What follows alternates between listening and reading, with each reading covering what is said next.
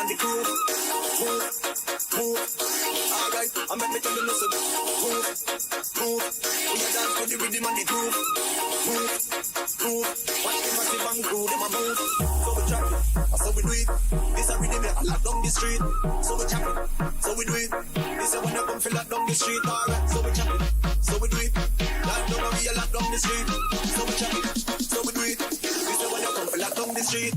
All I'm full of go play back again. And everybody say yeah. All I'm full of go play back again. See them tackle up the big tune. All I'm full of go play back again. And everybody say yeah. All I'm full of go play back again. See them tackle up the big tune. All I'm full of go play back again. And everybody say yeah. All I'm full of go play back again. See them tackle up the big tune. All I'm full of go play back again. And everybody say yeah. All I'm full of go play back again. See them tackle up the big tune.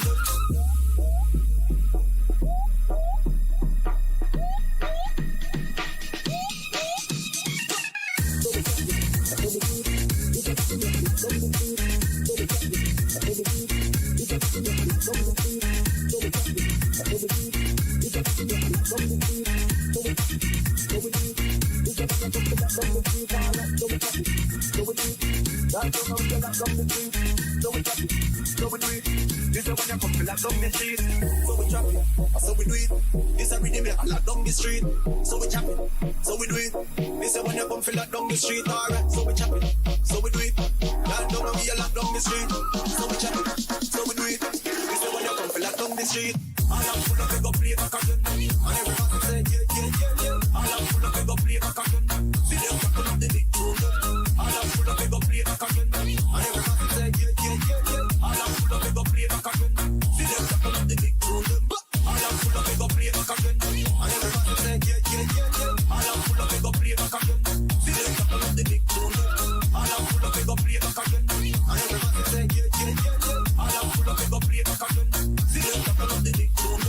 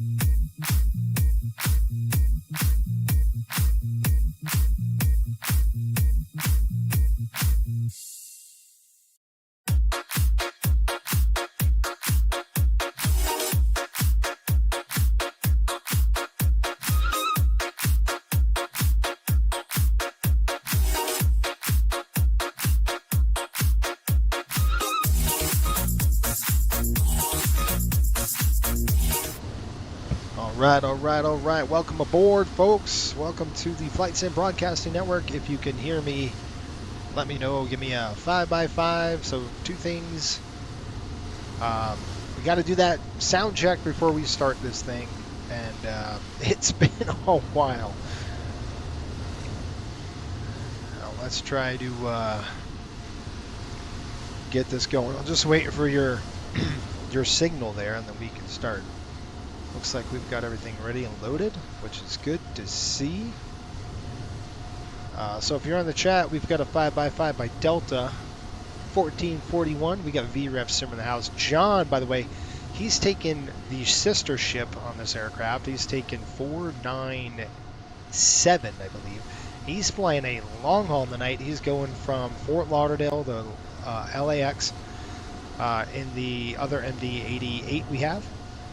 And folks, this has been a really crazy time with the chartering department.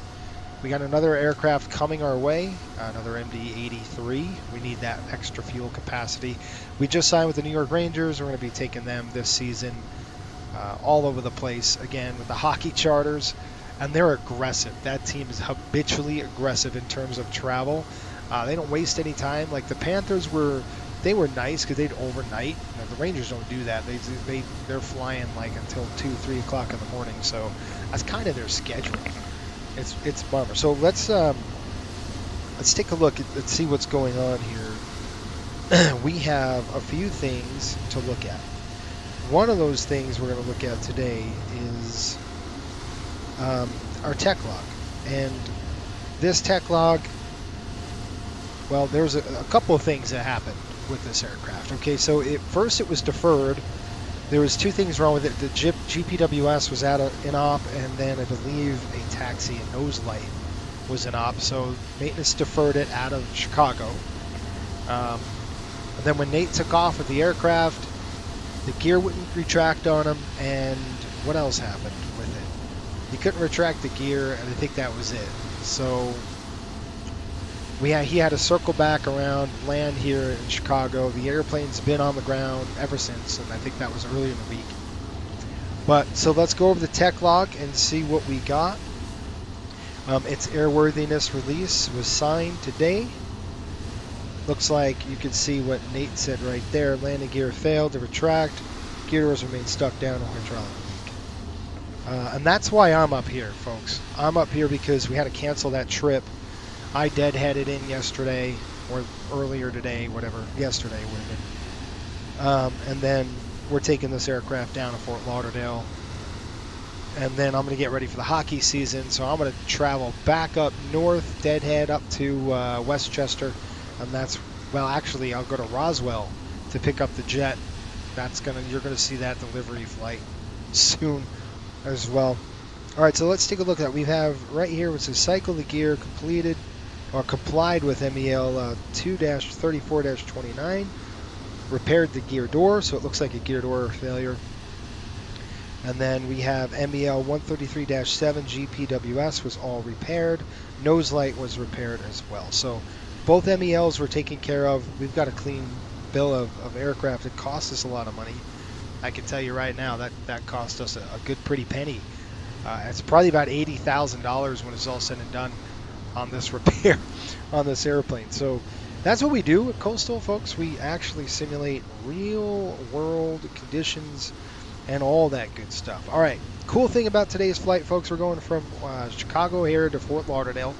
We do not have any passengers, a ferry flight, so it's costing us money. We do have cargo, so the company was able to secure a couple of cargo poundage. So we're going to fill up the belly essentially with cargo, fly this aircraft empty with no passengers on board. Our fuel today is going to be 27,000 pounds, and that's it. Pretty much simple. I'll tell you the route of flight and all that good stuff here in just a minute. Let me go ahead and pull that up for us so I could just kind of give you a brief now before it gets crazy and it gets nuts, because we do have another guest that we're going to introduce to you. If you haven't seen the MD-80 streams, you are in for a good surprise, folks. The MD-80 streams, quite fun. And we have somebody back from a 4-month hiatus, and we'll get to that in a minute. Let's see who's checking in. We got Charlotte League. What's up? This is 5x5. That's good. Christopher, how are you doing? Scott, what's going on? He says, time for some JT-18 love. That's right. Pops is in the house. Roswell, New Mexico. That's exactly right, Pops. That's where we're getting the aircraft from. Antoine, what's up? Good evening. Happy Friday. That is right. Are you flying the Rangers? Yes, I am. We are flying the Rangers, and it will be me who bids them all, except for, if I can't do it, then I could, throw it out for the bid. But charters are tough, folks, because our charter department, you kind of actually have to fly a schedule. It's not like a line flight wherever you just got to get it done within the month. When you bid a line flight at Coastal, you just got to fly that line within the month. Charters are not like that. You're on a deadline, right? So you've got to get the team to X, and you got to do it tomorrow.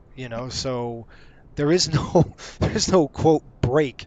That's it. All right, this is the route of flight. We're just taking this from ORD to Fort Lauderdale. And then I'll show you the kind of the weather. There's a lot of weather moving in from Florida that I saw. There you go. That tropical storm, now that hurricane that passed through is toast and gone. Probably way up here now. But you can see we're going to have a little bit of issues when we descend. And our descent, we'll be ready for this. This is going to kind of push through and pass through. So this line of thunderstorms that you see here, you can see it just building now. That's just building up. All that heating, that's just heating. There is a stationary front as well, just kind of camped off of the northern Florida here, and that's causing, there's a low pressure system right here, and that's causing all this flow to come on shore. So that's kind of where this is. This is probably a frontal buildup a little bit, as well as the heating of the earth. So thunderstorms are going to rock us. Hopefully they'll be subsided and cooled off by that time. But I'll show you a little bit more what we're going to be looking for. So you can see our air mets there. We've got some turbulence up here, but guess what? I don't care about turbulence today, and I'll tell you why. We're not flying passengers. So what that means, boxes don't complain. We're good to go. Obviously, for pilots, I mean, the only thing we got to watch out for is our speed. This thing is slow as molasses anyway, so I don't have to worry about that. All right, so that's good for turbulence. We don't have to worry about any of that. Let's take a look at high cloud tops. I do want to look at. You could see kind of where that's going to plague us in that pretty high stuff, especially down here in that 40, I'd say 45,000 foot range. Pretty nasty. 49, 50,000. Though these clouds, these thunderstorms are wicked high. We will have to kind of, maybe we can go on the other side of the shoreline. We'll see what happens. Hopefully it cools down by that time. And I'll just show you the pressures so you can kind of see what's going on. So if I back it out, you got a nice high pressure dominating this area. And here's your low. Your low is kind of camped right here. It's definitely tough to see with this.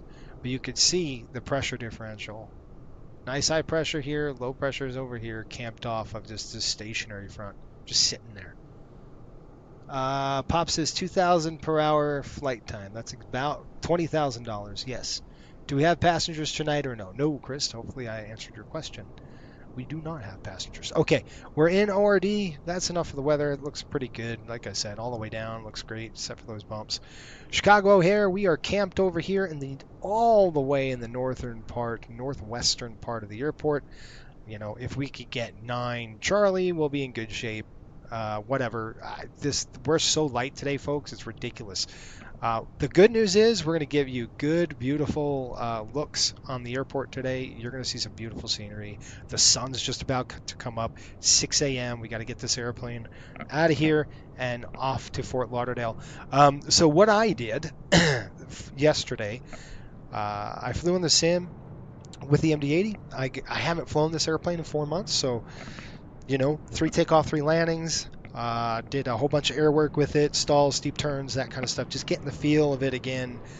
And I've learned my lesson the hard way. Got to get good rest and all that good stuff. And by the way, at Coastal, if you're interested in this MD-80, we have 3 in our fleet. We might type lock you in the near future. So if you want to just fly an 80 fleet and charters, go for it. There's going to be a time where we're going to do that. So we're going to type lock you into that. If you'd like to just fly the 80 and fly our charters, we'll keep you busy, that's for sure. There's no shortage of charter flights with this company whatsoever. All right, so now up to the next thing. If you haven't flown with us before and you haven't done an MD-80 charter with this channel, you're in for a treat, because today our partner in crime, so to speak, or our, what do we call him? Is he like a first officer? Our first officer, Cliff, calls me. And by the way, if you're an Instagram follower, you would check our story out, and you can see what's going on today. Cliff calls us and says, hey, I heard you got an MD-80 repo. And I said, sure. Yeah, Shelton, I think I got that. I did get that. It was funny. Did you get my Instagram reply to your earlier video today on YouTube? I think so. I've got to look. Was it referring to Cliff? That was probably Cody. Anyway, Cliff calls me and says, I said, where are you? We're in a beach in Greece. So he's been chilling in Greece for the last 4 months. That lucky him. And he's with us today, so I'm going to let him take off. So this is going to be fun, folks. You're going to want to watch this, because this could either go great or it's going to be a flaming mess on the other side of the runway. We'll see. We're light, so, that could go wrong. I say that because he almost tried to kill me the last time I did that. All right, without any further ado, let's go ahead and get this airplane woken up. Okay, we are on VATSIM, by the way. I'm going to go ahead and start my, we got to start our ACARS. So let's go ahead and fire up ACARS. We'll get that going. And by the way, this 6 o'clock time slot for the mountain area, does it work for everybody? Because I think I want to do that for the wintertime. Oh, and guess what? John is airborne. So we'll have to get him on company Vox here while we start cruising as well. Maybe we can chat with him on the company channel as we get airborne. All right. Good stuff. It's been a while, so let's go ahead and try to get this on. We're going to do parking brake on, so that's coming down over here, and hopefully we got a clean bill or a clean jet. Park brake's down here, and it is on. Park brake is on. Battery switch coming on the top. Where is it again? I'm kidding. I know where the battery switch is. Right here. Let's go ahead and throw that battery switch on. We're going to lock it. That's so we don't inadvertently throw it off. Fire loop test. We're going to the way overhead here. I got to kind of crank my neck to get there. It's one of those tucked away spots. Really stupid place to put it, but whatever. All right, we're going to go ahead and hit the test. All right, everything's lit. That's good. And then all 6 lights are here, and we're on both, all the way around for our fire. So that's good. You want to do that to check to make sure there's no, before you start the APU, because we got to fire up APU here. Okay, and then we did that. We go APU. Let's go and fire that up. Let's get that started, and we'll get Cliff going. APU coming to start right now. It's been a while. So I'm trying to figure out. Oh, shoot. We're going to go right to start. Let's see if I might have jacked that up. We'll see. Shelton, yeah, I said Cliff is not worth it. Oh, that's right. Cliff is not worth it. Yeah, I know, man. Maybe we could ditch it, but that's kind of the fun of it, right? That puts a little bit of what normally would be. Yeah, we're gonna get good APU start right here coming up. Let's get that APU start. I'm gonna get Cliff right on it. There we go. We got light off. All right. Let's go outside. Let's take a listen. Oh, now they plug it in? Wasn't plugged in before. I'm burning all this fuel, dude. Wow, look at how beautiful that is with the moon. Gotta love it. All right, here we go. APU's online. I missed that sound. All right, Cliff. Let's do this. Let's start setting up. Roger. Oh, boy. Here we go. Here we go. Okay, we got APU online. Then we're going to go to the right air conditioner. We'll probably put that on auto just for our comfort at this point. So right air conditioner right there. We're going to throw that to the auto position. And I'm going to go ahead and throw both of our valves to the open slot. Now this is the bummer about everything. I kind of went through, I haven't flown this aircraft yet, folks. The 83 I have not flown. The 88 I always flew last season. So I had to reset everything, all the cameras and everything else like that. We'll do we got to do an emergency test. So we're going to come over here, EMR power on. We got lights off. That's the end of that. Bank angle 15. Coming over here, that's right there. We'll flip that over to 15 right there. There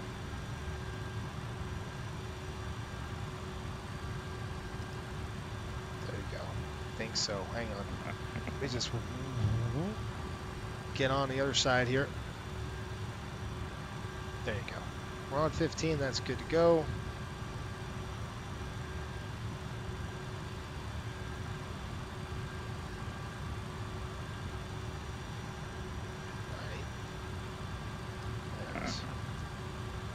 Okay, attitude, we got to cage the attitude. We got to pull that. Usually it takes 2 yanks. Let's try 1. Yeah, it's going to take a pull. 2 yanks and then it's good to go. we've opened both the pneumatics, and then let's program the FMC while Cliff does his thing, I hope. All right, we have got an MD-83. AIRAC is up to date 2308. It's August 10th to September 7th on 23. We're running JT-AT 219s. That is correct. We got a good program in here. Position initial. Let's go ahead and do that right now. Initialize everything. And this airplane, I think, yeah.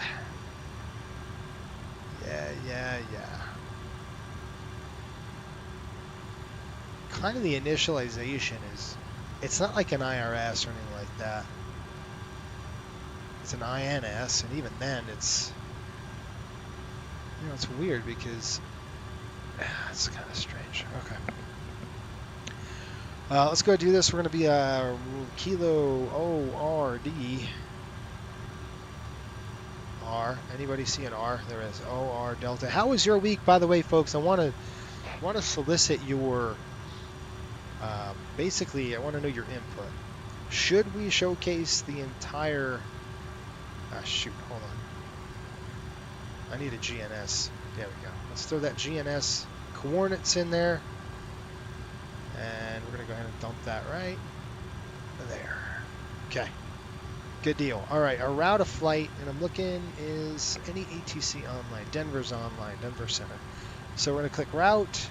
We're going to throw ORD in the scratch pad to Kilo FLL, Fort Lauderdale. And we're going to go co-route. We'll execute. Runway. A couple things. Let's go ahead and get the weather here. And I'll show you what we got. We're going to write down some weather. Get all that done. But I want to see if that's something you're interested in, and the timing. I don't like 7 p.m. too much because it's late, and I'd rather go at a little earlier time slot. Scott says Cliff is flying. Better make sure my life insurance premium is paid. Parachutes Hi, are Captain. coming How on. are you feeling today? Oh, terrible. Thanks for asking. He doesn't even respond. He's like, oh, whatever. Gotta love this guy. All right, here we go. Let me pull up some paperwork so you can see what I'm doing. And we're going to be good to go. All right, so we've got winds 170 at 7. So let's write that down here. If I can get my pen to work. 170 at 07 visibility. 10 statute miles. It's absolutely beautiful here in Chicago. We've got 10 statute miles visibility. Oh, wait a minute, folks.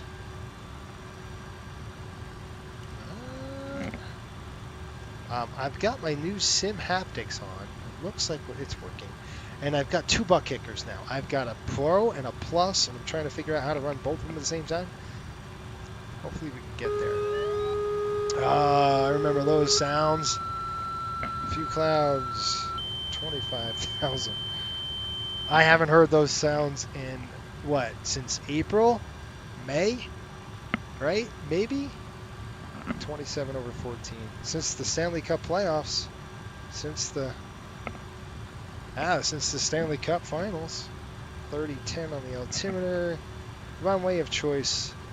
Arriving, expect vectors, ILS 27 left, approach ILS 28 center, approach visual approach, runway 27, simultaneous approach to juice, landing and holding short operations are in effect. So they're saying runway 27. They're saying. So maybe we can go 27 center, or we can go 27 right. 27 center is going to be better for us. It's just huge, big runway. It's massive. It's close. So I'll like to go 27 center, especially if ATC is not going to go on. We're going to go ahead and take off on that runway. 27 center it is. I'm just making that executive choice right now. 27 center. By the way, if you were thinking, hey, I want to apply at Coastal, well, you can. And our class really I know I said January 24, so I think we are going to open another couple hiring slots here coming up for the winter class. Just because our 3 or our 5, we had 2 make it through the training. One's almost done. I got his check ride next week. So that'll be good, and then I could open more slots. So plan on that. Runway 27, so we are going to go ahead and click arrivals, departures. We're going to go departure, and we're going to go 27. We said 27 center, didn't we? 27 center. And let me pull up the paperwork here, the release, and we'll see what we got. We've got Dent Darcy.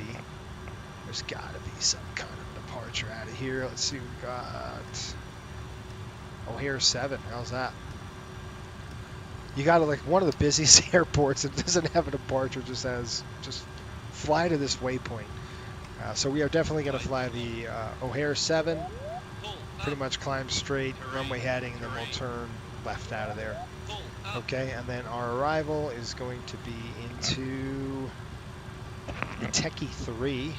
That sounds familiar. Techie 3 arrival. Ah, remember that. Zelpin. I can't tell you how much I've missed that sound. I've got really comfortable in the 737 over the winter. I was like, man, I'm in the summer. Look, this is nice. This is really nice. This airplane causes you to have nothing but issues. All right, here we go. So our zero fuel weight is estimating very light, 91.4. So we're going to go ahead and take care of that. 91,400. 91.4. Throw that zero fuel weight in there. Reserves are at 5, even though we're going to have a lot higher than that. Cost index is 35. That's fine. We'll keep it the way it is. Fuel. Okay. Our fuel, we're anticipating gas at 27,000 auto. Or slat manual. Let's see if it takes that. Normal. We're going to go. Oh, there it is. My butt kicker just kicked in. I'm just feeling the vibration in my seat now. So we're going to go 27/auto. Let's be over there. Cruise altitude, we're going to go all the way up to the service ceiling of the airplane. We'll see if we can take it. It's light, like I said. You got nothing going on. Cruise winds 309.28.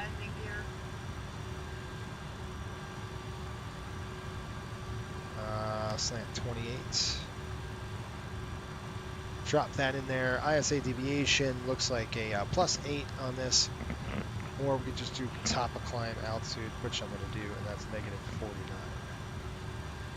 Drop that in there. Get to your comments here in a minute. Top of climb 49.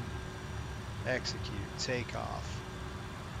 Stand by on that because we're going to have to go and program. Hi, the security and safety check are all done. Are we good to start boarding? Boarding who? I have to say. Go for it. Okay. Even though we're not boarding. Restart check completed to the line. Oh, he's done. Okay. Cliff is done waiting for me now. So let's go to weight and balance, folks. 00, 8100, and then we're going to put the right amount of fuel in here. Okay, so our gas, we're going to pull this in from SimBrief. We're going to import the OFB or SimBrief OFB. You could see what it just did. 9.2. And let me show you the paperwork. Picture's worth 1,000 words, right? So we're going to put 9.9, 9.2, 9.2, 8.6, 27. I can kind of confirm that. 9.2, 8.4. Okay. 9.266. That puts us a little short, but that's okay. So let's go ahead, and that gives us 80, 41, 41 is 82. I'm good with that. Good split right there. Look at our CG way outside the envelope here with all that fuel. So we got to get some ballast forward. So I'm going to dump all this out of here, and then we're going to put all of that 8,100 pounds in the front and see if we can't get this thing to go a little forward. There we go. Right on the line. We'll take it. Okay, let's go ahead and start fueling the aircraft. So let's go to, how do I do this again? Here, nope, ground, yes, and then we're gonna click that, and that should start pumping the gas in. You should start seeing some fuel coming through. Yep, we don't need the aux tanks today, so. Refueling truck is on its way. A little late, guy. Please don't load aircraft until the fuel truck All right, arrives let me and get to asked to do your- it. Yeah, I'm saying 6 p.m. Mountain Time. Bravo Charlie 24, you're tempting me to get this big bird. But for XP12, yeah, I would. I mean, look, it depends on the, wait until I fly this whole thing, you're going to see this. Let's see, Cliff is entertaining. He's awakened. All right, I read that. This is a repo flight. Yeah, Shelton, this is a repo flight. We're doing Bravo Charlie 20, but we have a check ride coming up there next week.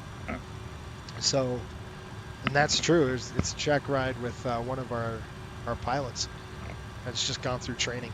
So we're going to go ahead and do a check ride. I don't think it's live or anything, but nonetheless, it'll be a check ride. All right, let's get performance done, and let's get the heck out of here. I am trying to figure out where my stuff is again. I'm going to go to performance here. Airport is a kilo. Fuel truck is in position. Oh, RD. Please don't load aircraft Dry until the fuel truck winds. arrives and asked to do it.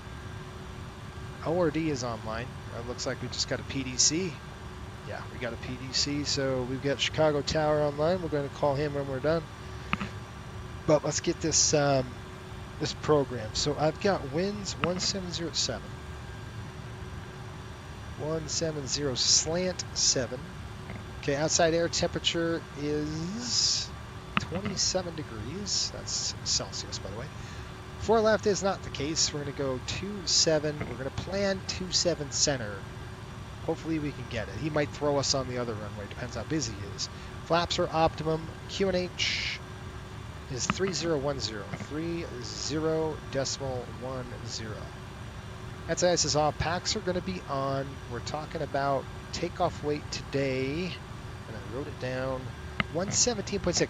Just to give you an idea, when I flew the 737 yesterday, I flew a 700, okay? It was my last 700 trip of the month for September, November. August. Okay, my zero fuel weight was 117. Just put that going here. All right, cell temps at 50. That's fine. I'm not even worried about, will it work? Yeah, it's going to work fine because we're so darn light. The only thing that might throw me is if they throw us on that 7,000 footer. I'll probably want to pull Top Cat just to verify, and I'm going to have to check the flap setting anyway. This is just giving us a flap 5.5 setting. That's fine. Trim out. Got some trim on here yet? No, not yet. We got flaps. We do definitely have to pull up Top Cat. And I'll do that here in a minute. 5.5. So they say. We're going to do cell temp at 50. We are going to go full D-rate on this. We're looking at 130, 136, 145. So 130, 136, 145. And I do not know the trim just yet. So we'll stand by on the trim. We're going to have to pull that right from the weight and balance. So now I can look at the trim here and go 0 fuel weight. A takeoff weight is going to be, and I don't want that, I want 0 fuel, 15.4. I forgot which one they have us do on the trim, guys. I don't know. Let me find out. 15.4. I'm just going to write them both down just in case. 18.4. So one is takeoff, and one's going to be 0 fuel. I think it's going to be the takeoff trim. 18.4, and that's going to be right there. Yep. So takeoff, our CG is going to be in there at 15.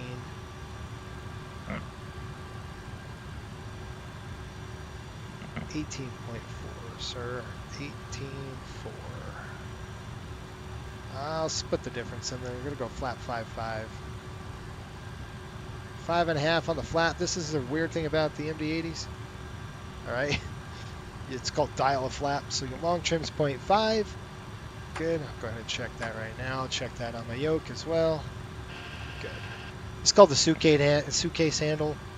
It's for your long trim. That's all set, ready to go. And then I'm going to go ahead and set flap 5.5. Right there, set. Checked. 0 fuel weight. Now, one of these buttons, there you go. 0 fuel weight, it's going to go ahead and set it, what do we say?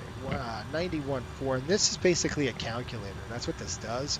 So you put 91.4 in, it's going to calculate your fuel, and there's your gross weight, 120.9. So our takeoff weight's going to be a little higher than I anticipated here. So just give me a second. I don't know why it's shooting that number. So let's, my paperwork's wrong. 120. Oh, that's why. No, it should have calculated that right. Same thing, 132, 38, 47, 30, let's do that. That did change on us. 32, 38, 47. Man, that's pretty high. I'm not, I can't, I got to remember that this aircraft is like a, it's almost a 737-800, so it's at the same kind of speeds as an 800 does. Really high VRAF coming in. There you go. All right, I'm good with those numbers. Same thing on the trim, nothing changed on that. Let's take a look at our departure fuel. I got to write these down. 9.2, almost ready. We'll get our PDC and then we'll be booking 83.50 in the center. It looks like a total of 26,750. Boy, that's a nice feature too. The 737 has that, but not on our airline. It doesn't have that. So, all right, we ready for checks? Yeah, this seems like a good time slot, 6 p.m. Mountain. Good, finally caught you live. Hey, Aviator, what's going on, man? Welcome aboard. We're almost done. We're going to go ahead and get our PDC. Sorry, folks, if I'm all over the place. I'm trying to find the right button. Okay, let's drop that. We don't need that out there anymore. No fuel in the center tank, so we're going to have to open that up. Bam!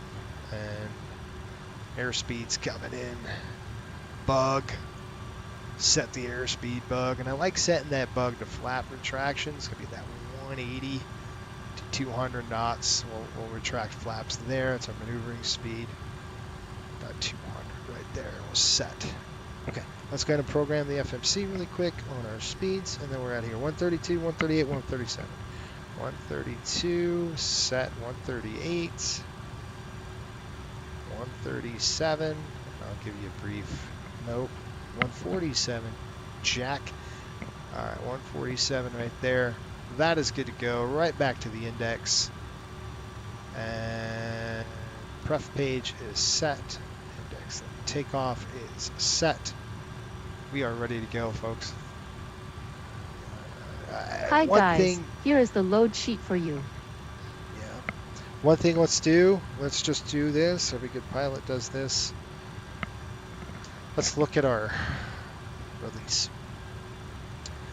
Bear with me, let's look at the release together. It's kind of things that you should be looking for when you get your release. Make sure you're on the right flight number, 7200. Make sure you get the right airports, Chicago, Fort Lauderdale. Additional fuel for en route weather, got that. Make sure you're on the right ship. If you don't get the right ship number, you're in a world of hurt here. Okay, so 498 CS, that's us. That's our nose. 498. Type's an MD-83. ATOG 154.4. We're limited by landing weight. All right, looks like arrival 65 feet. I gotta set that. Top climb 37, there's our winds, there's the deviation, 37.0. 0 fuel weight's checked, takeoff weight is checked. We're a little bit higher than that, so I would call dispatch and say, hey, we're about 120.9. And then I would work that out, probably just sign it saying, yeah, we're at 120.9 for our takeoff weight, and that. Make sure we're okay. We could do that, we're pretty darn light. 24.7, 27,000 pounds on the fuel. Minimum fuel is 24.7. So that's fuel that we have to have in the aircraft before takeoff, okay? That's where that comes from. Now, this is the fun part. All right, so we've got top of climb here. We're going to doomage, and we'll take a look at right there, 306.29. So this is where it becomes fun. So you can see this 306.28. I'm going to leave that right where it's at. 257 is definitely different. The Scotto. So we're going to have to change that. That's the number we're going to change right here. So we're going to go 257, change by 10 degrees or 10 knots. We're changing this number. So you got to go through the entire route this way. And then let's go ahead again. We've got swap 260 at 49. We'll leave it. Ah, dang it. I got to change it. 260 at 49 because of the it's above that 10 knot threshold. 255.58. I'm going to leave it. Okay, so we're going to leave that number. Recipe, we've got Woody. 253 at 52. Where's that Woody? It's probably going to start changing the 253 at 52. And this is kind of how you got to do it, folks. You look at the old, I showed you what I was looking at before. Kale, 250.44, leave it alone. Then we got Thrasher coming in at 254.44. That's good. All right, let's go next page. After Thrasher, Zeppelin, 250.36. We are changing that. It's going to go down then the winds a little bit. After Zeppelin is Isley at 241 at 24. Why are these winds doing this to us? All these stupid shifts, and obviously not very strong, but enough to make us do this, right? 187 at 9 at Daffy. Yeah, that's what I said. Is there a Daffy? Yeah, 187 at 9er. 187 slant 9 Daffy. Dump that right into there. Doesn't stay at that low of a speed. 11. We're good. Silo, Fetter, 16. Figa is at 221 at 15. So let's try that. And that's it. All right, we're done. Execute. I know that's painful, but you got to do that. That's just something you got to do. Okay, let's go ahead and take a look at our PDC that came through, and we'll see what we got. We have Orlando. We have Chicago Tower. They're saying transponder 5614. So I'm going to write that down on my paperwork. 5614 on the transponder.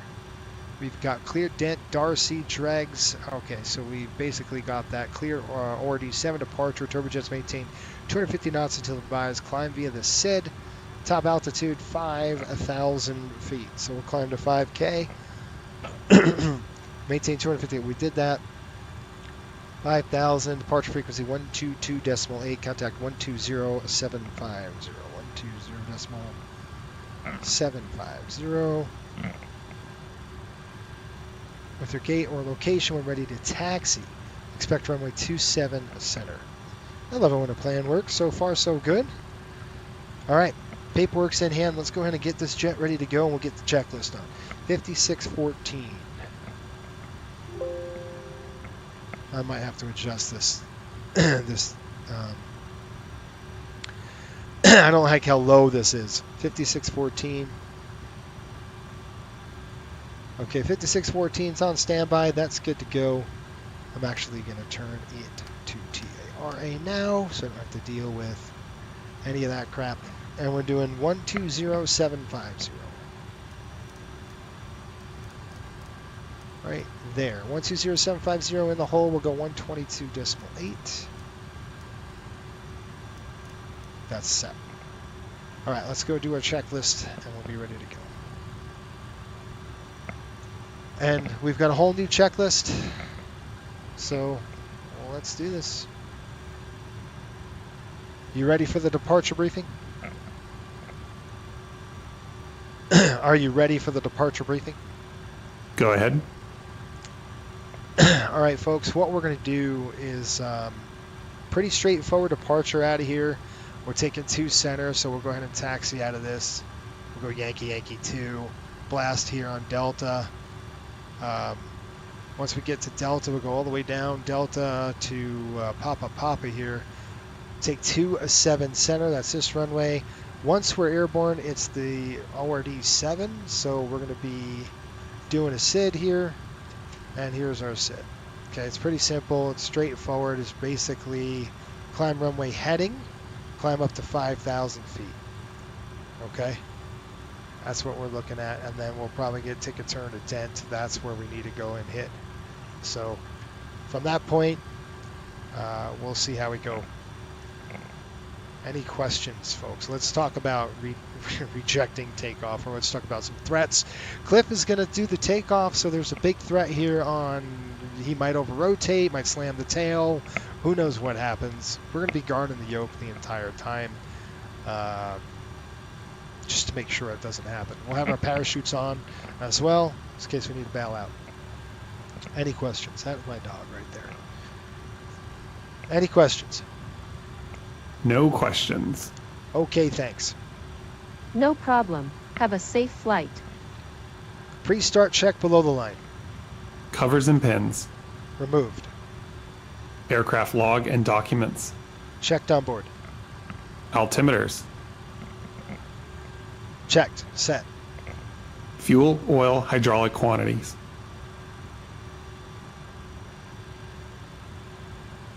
Checked and set. Checked. Zero fuel weight. Set. TRP.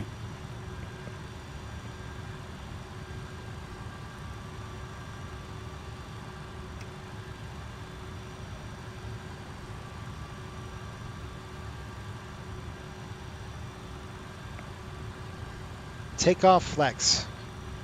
50 takeoff flex. Stabilizer. Set. Okay. 0.5 set. Decimal 5 set. Flaps takeoff selector. Stowed. Speed bugs. Set. Pre-start check below the line completed. Okay.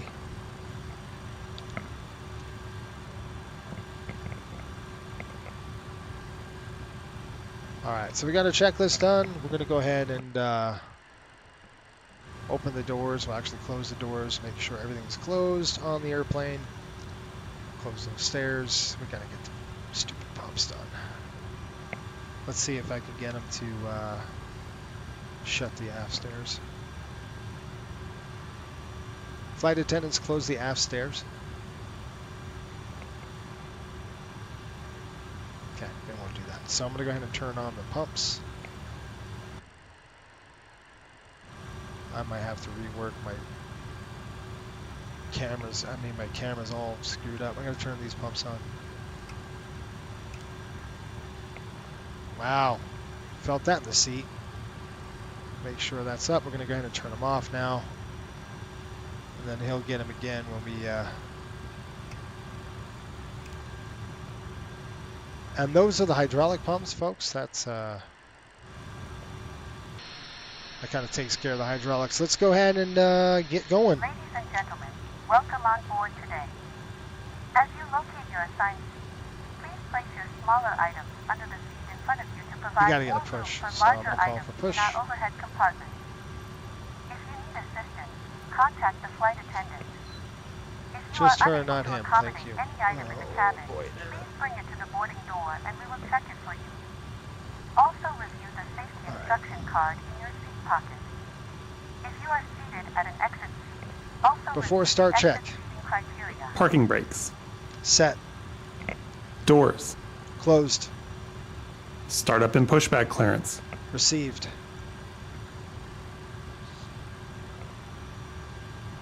Approved.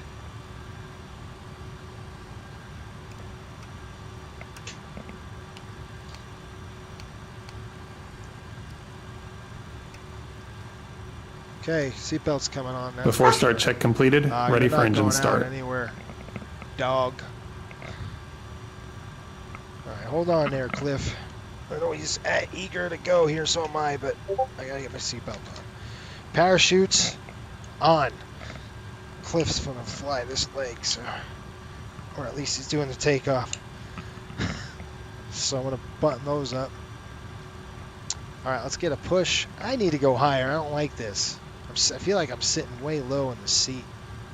There we go. You're not going anywhere, dog. You're stuck. All right, we've got everything going. Those lights and the collision lights on. All right, what did she say? What are you doing just standing there? Put the pin in. What's their major malfunction here?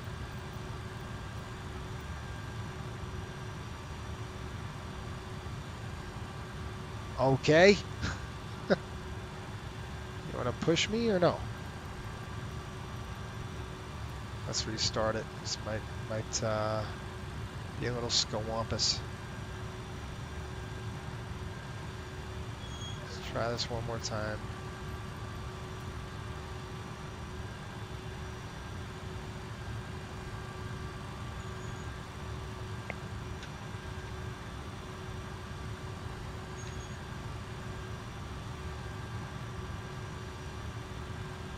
Flight mode's coming on. There she goes. Trying to figure this out. What are you doing? Keep that maintenance lock handy. Hello, Captain. We are ready for pushback. All right, well, get it going here. Waiting for you. There we go. Gosh.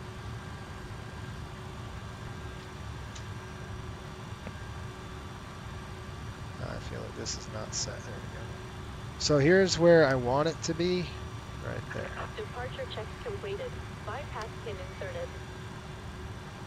Right, let's make sure our heading is set here. The heading is coming in at 270 on the heading. Go the other way.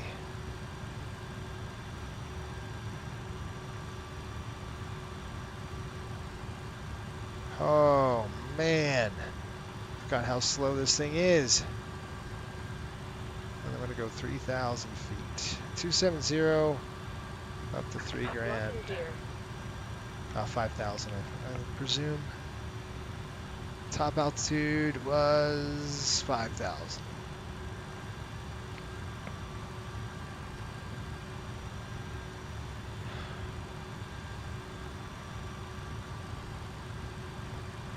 Alright, we're going to go ahead and go nose to the right, tail to the left. Release parking brake. Okay, there we go. Parachutes on. I think we're ready here.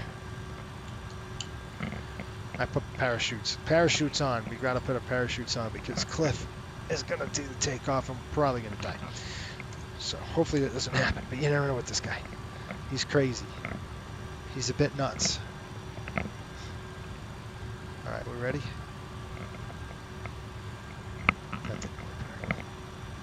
Okay. I got to move a little bit. Alright, we're looking at 270, 5,000, and course is set. Speak now, forever hold your peace. Alright. I wish you wouldn't turn on my lights though. So, I think your panel lights are a little too bright there, buddy. He puts them on and they're super bright. I'm going to turn them off just a little bit here. That's good, that's good. That's good. Let's get the pushback and tell them to start.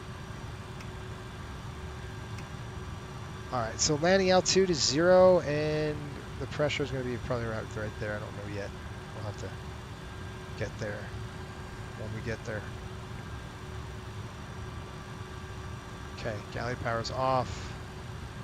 Getting ready to start the airplane. Bats are good, bolts are good. Let's do this. Turn those panel lights off. We don't need them. Release parking brake. Yeah, thank you.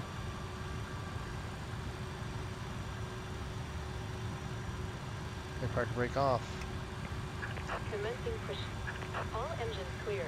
Start at will. I do not like this camera angle. I'm gonna have to resave this just like this. Hang on. So I'm going to just tilt myself down a little bit so I can kind of see what the camera angle is at. Let me tell Cliff to start an engine. Start left engine. Starting left engine. Left start valve open. N2, oil pressure. Brian, what's going on?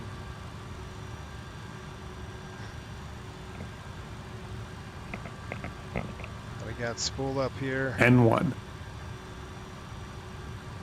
It's like 22%, isn't it? Fuel on. Fuel on. Fuel on. Fuel flow, EGT. Left start valve closed.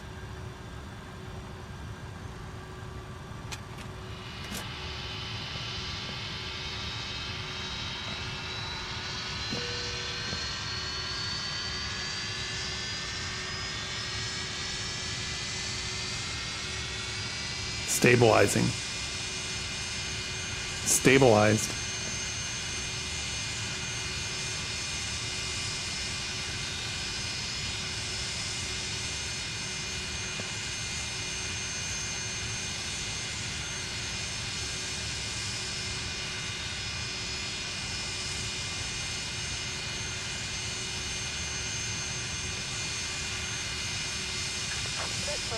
Alright, park brake's coming set. Park brake is set. Now, I only should start one just because.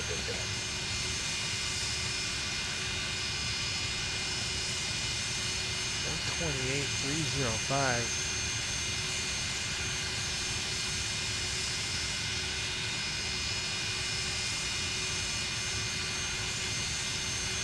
Wait a minute, bro, what are we doing?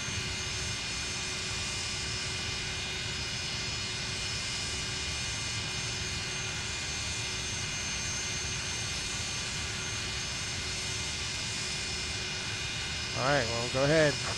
Pull the airplane away, please. Waiting for you. Whoa! Wow, look at that picture. That's going in the book. Oh, she just ran in the airplane. Look at how pretty this is.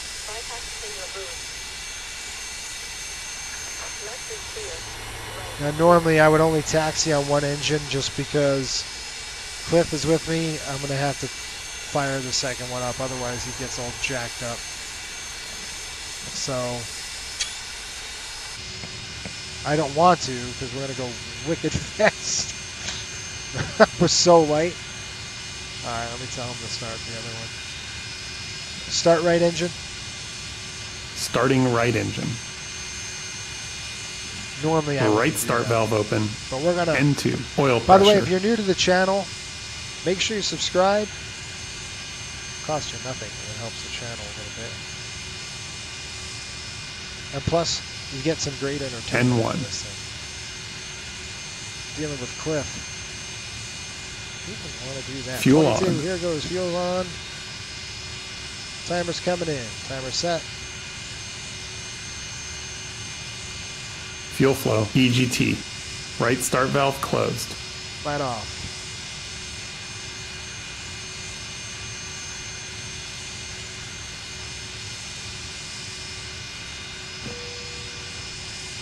On.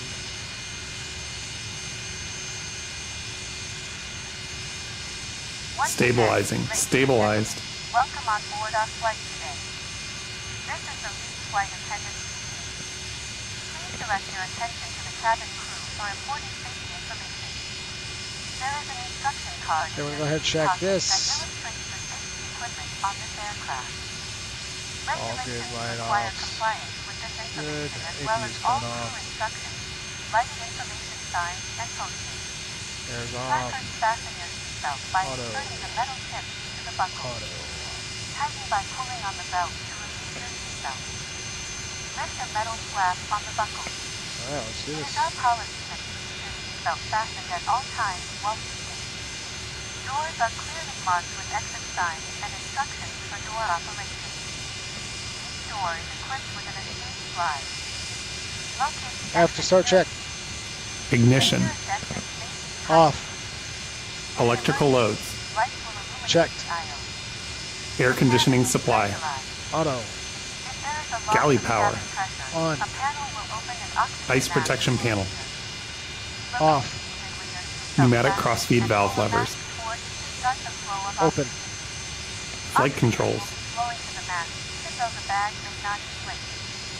Cover your nose and mouth with the mask. Place the elastic band around your head and tighten by pulling on the end. Secure Checked. your own mask before assisting others. Your seat bottom cushion may be used as a flotation device. Flight Pull controls up and check release completed. the cushion. Hydraulic pumps and pressure. Place your arms around the cushion and hold on On to the high. strap located on the back. This is Checked a and set. non-smoking flight. Set and checked. Smoking is not permitted in the Annunciator cabin or panel. laboratory. Checked. Cabin lights will now Ground be turned equipment. off. Removed. Reading light buttons are located All clear above. signal. Received. Thank you for your attention. Flaps, slats. Set and checked. After start check completed. Clear on the left. We are cleared on the left. We are clear on the right. Taxi check. Fuel heat. Off. Flaps and slats. 5.5 degrees set.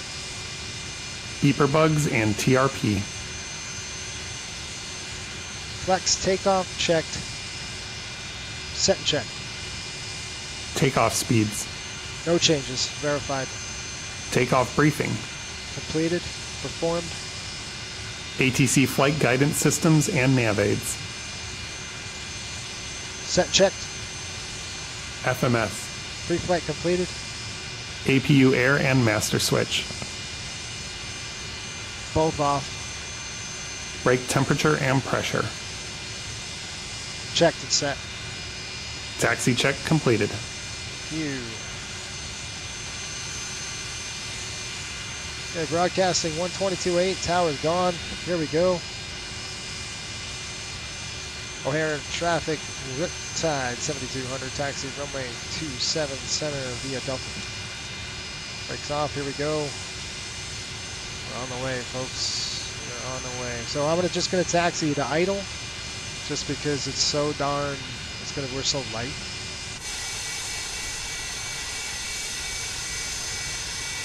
It is beautiful. It is a beautiful airplane. Taxi checklist coming to dim.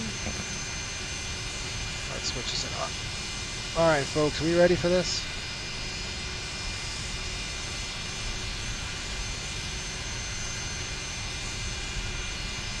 There's Yankee Yankee. We're going to hurt Yankee Yankee 2.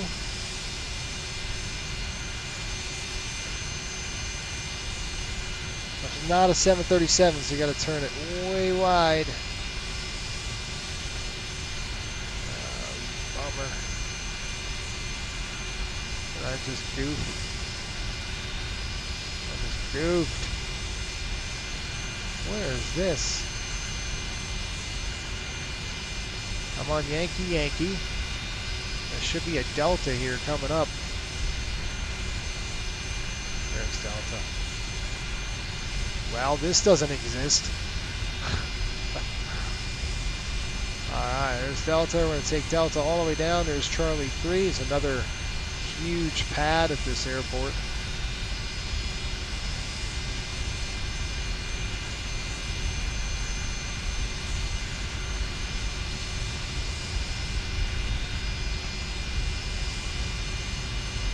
We're on the straightaway now. This is where it can get interesting. I went across 2-2 right, 4 left.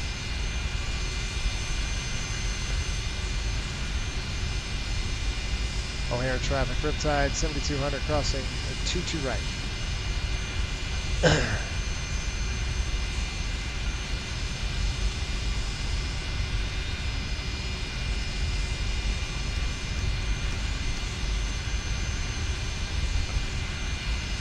Clear on the left, clear on the right. We're cooking.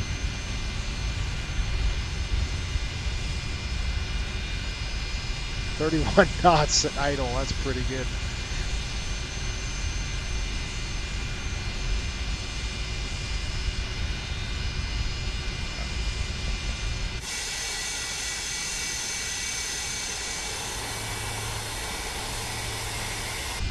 Alright, let's get back in the jet.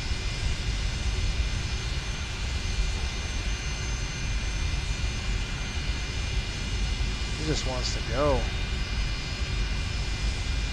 Alright, this is on standby and we should be on TAI.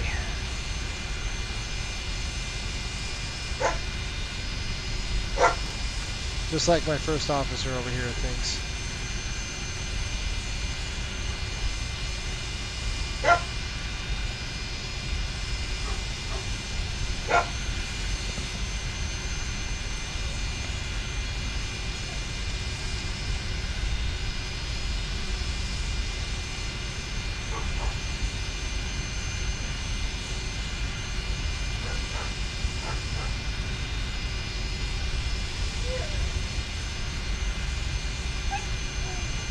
Oh, his dog. This is like a de-icing pad or something over here. General aviation ramp over here on this side. Alright, we gotta put the brakes on. We're going pretty fast.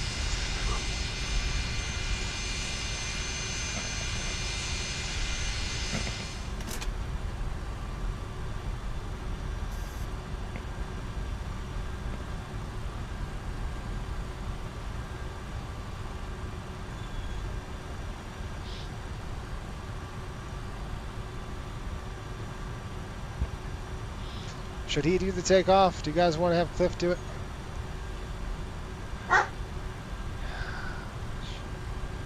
Let's stop right here. Brakes coming on. Let's do our checklist. Hold on.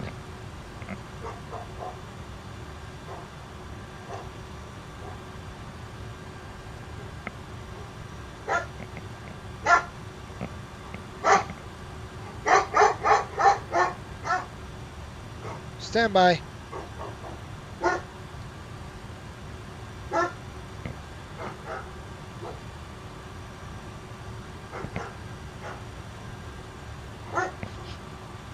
Cliff wants to... You want to have Cliff fly? I'm trying to get her out of here, so give me a second.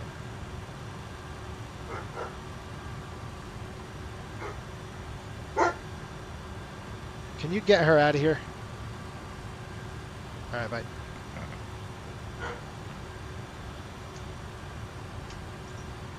I love her to death, but when she starts barking like this, it's really hard to concentrate. Alright, I gotta review this takeoff procedure. I think it's just...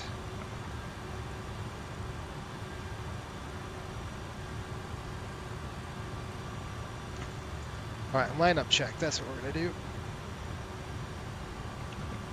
Flight attendants, please be seated for takeoff.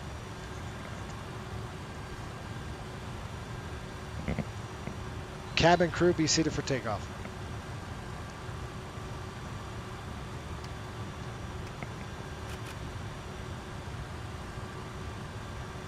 Lineup check. Cabin. She doesn't want to go, just leave her here then. Secured. Windows. Left side closed. Right side closed. Annunciator panel. Checked. Ignition. Set to A. Air conditioning supply. Auto. Transponder set to TARA. Takeoff clearance. Received. And O'Hare traffic, United 220 Heavies can be pushing and starting here, Bravo 16, O'Hare traffic. Ready. Ready. I can't have this dog barking.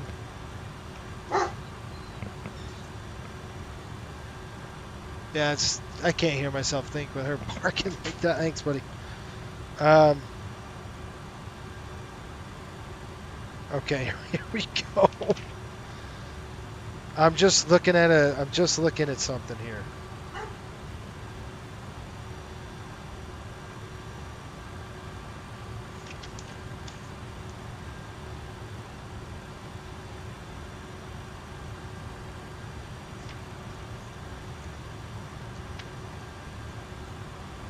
I'm just reviewing one quick thing, and then we're going to get out of here. I think I just say your flight controls. All right, let's go ahead and jump on the... That's on. We're going to Bright here. His lights are on. Are you guys ready? Let's go ahead and try this. O'Hare traffic, Riptide 7200, taking runway 27 center, O'Hare. All right, here we go. Cliff's going to fly the departure. At least I'm going to have him try. Last time he did this, it was at Boston, and we stalled. So right after departure, he grabbed the, slammed the tail in the air on the ground. So let's make sure he doesn't do the same thing. What do you think?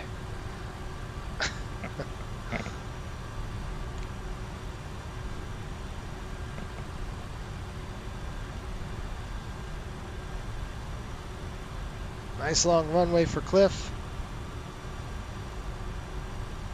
There we go, 27's verified. Lights are on. Alright, I'm going to bring him up.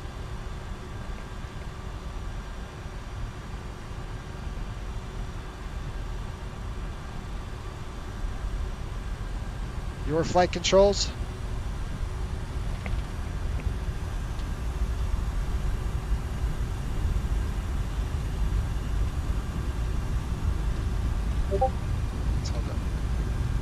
Takeoff. Your flight controls. Takeoff thrust set.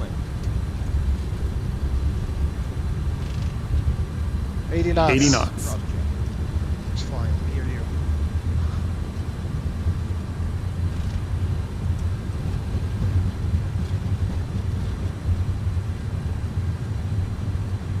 V1. V1. V1. Rotate. Rotate. It's like I'm flying, folks. Positive rate. Positive rate. Gear up. Gear up selected.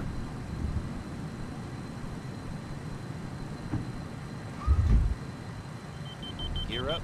Lights out.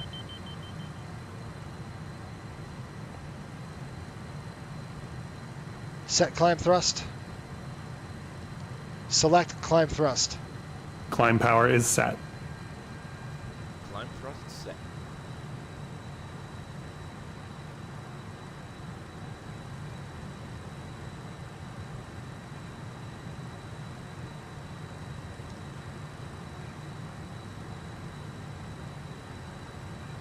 Engage.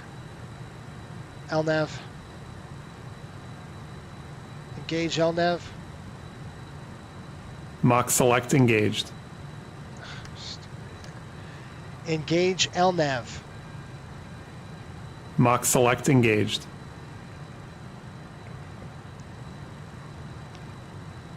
What's he doing?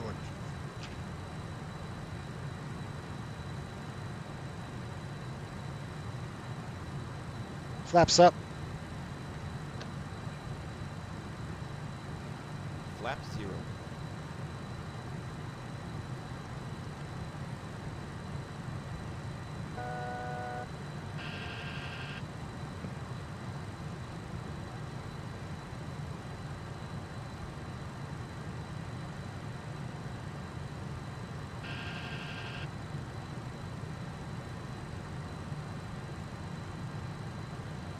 And O'Hare traffic, United 220 heavy, taxiing runway 27 left via Gulf, Papa, O'Hare traffic. Is that Ryan? Sounds like you, Ryan.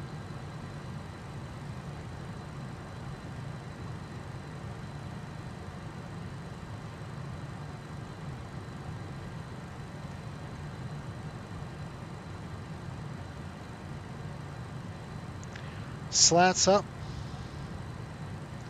Slats retract. Slats retracted.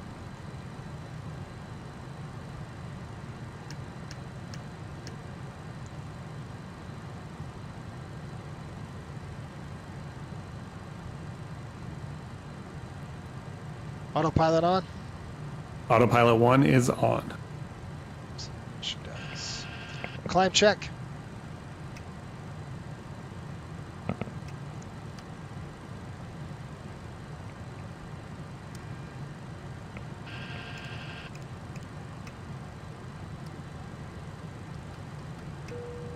Seatbelts. On. Climb check complete. You know, that wasn't too bad. It's too bad Cliff didn't do the takeoff on that, though, because that would have been awesome. I'm going to have to figure out how to get him activated on takeoff again. I did it once, so I got to review it and then have him do that. But that's it. Let's go ahead and lock this. There's 9,000 feet. We're stable. No, we're not. Famous last words. Look at the airspeed unrolling on me. Over 739 Hotel on left base. ADM Divert. There we go. Then we should kick down. There's 10,000 feet.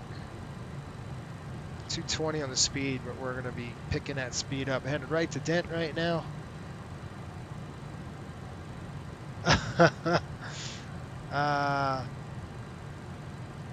Maybe next time he will hear you. I don't know what's going on. Bravo Charlie said, I thought this was a real person at first. Nope. Cliff is, he's a little interesting character. Let's just say that. You know, the camera angle I like the best is probably like right here. Alright folks, I'm going to put it on landing performance and we're just going to go ahead and shut this off for now.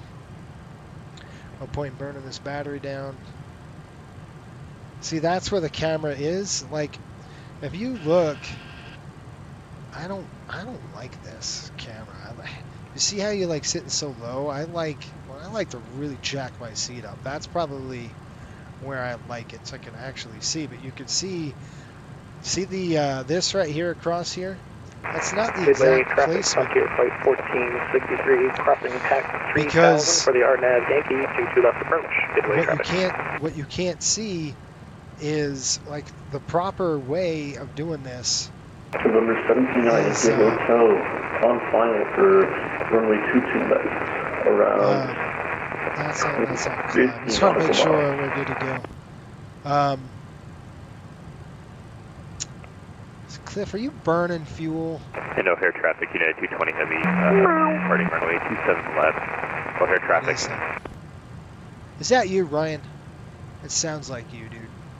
It's gotta be you. Alright, left. So I'm just gonna burn out of the forward pump. These pumps are not on auto, they should be on. Yeah, there we go. Okay.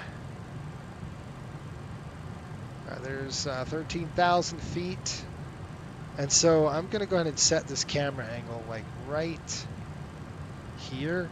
But I mean, like I was saying, you can see this white dot? That is not correct. You got to see that white dot. That's correct. So this is the correct. You can't even see the panel. You know, I don't like that. So I like to sit up a little bit and look down, because I want to see over the windscreen when I fly. I don't want to be staring at my instruments. I kind of see outside, so I like it raised a little bit. So I got to see what camera that is. And by the way, 1, 2, we're going to go to 30 on the bank. So again, what camera was it? I figure this one. So 0, 1, 2, 3, 4. 0, 1, 2, 3, 4. So it's F5. Midway traffic, Frontier Flight 1453, sailed 3,000 feet, 210 knots, RNAV Yankee, 22 left approach. Midway traffic. That's good. F5. Control F5. That should lock me in right there. No!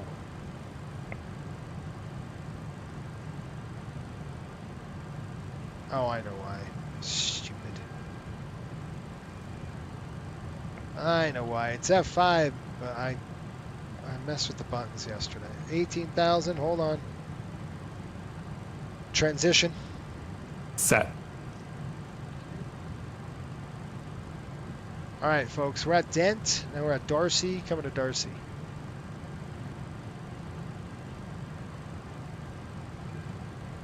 Yeah, they want to replace pilots with robots. No, thank you. Right? I'll tell you right now, if they that day ever comes, which I know Airbus will be the first manufacturer to do something stupid like that, I'm not getting on the airplane. Your keister is going to be in there right with me. If it goes down, you're going down with me, not some clown monitoring. In just a few moments, we'll begin Sorry. our field service for the flight. Please refer to the menu given to you on boarding for the 2 meal 0, choices 1, and 2, your beverage 3, 4, choices 5. available. Wait. 0, We request that 1, you keep 2, the aisles 3, clear 4. to assist the flight attendants 0, 1, to 2, serve 3, you 4. efficiently Okay, and also for sorry. your own safety. Thank you. I want to set this. Did it work? Yes. All right. I set it. I set the panel higher. Okay. Well, let's find out why Cliff didn't work.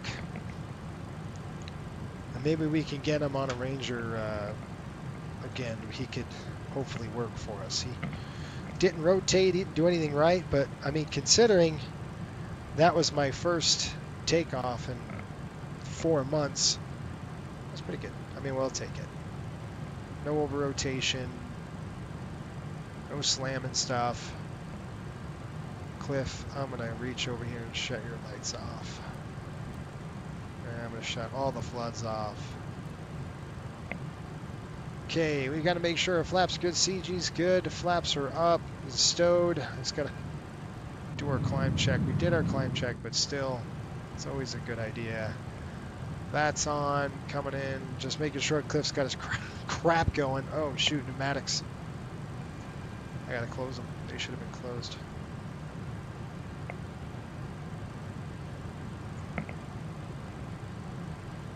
Is this, Shelton says, is this third MD-80 that Coastal's taking on? This is gonna be an MD-83, yeah. We're doing that because the MD-88 doesn't have the aux tanks that we need.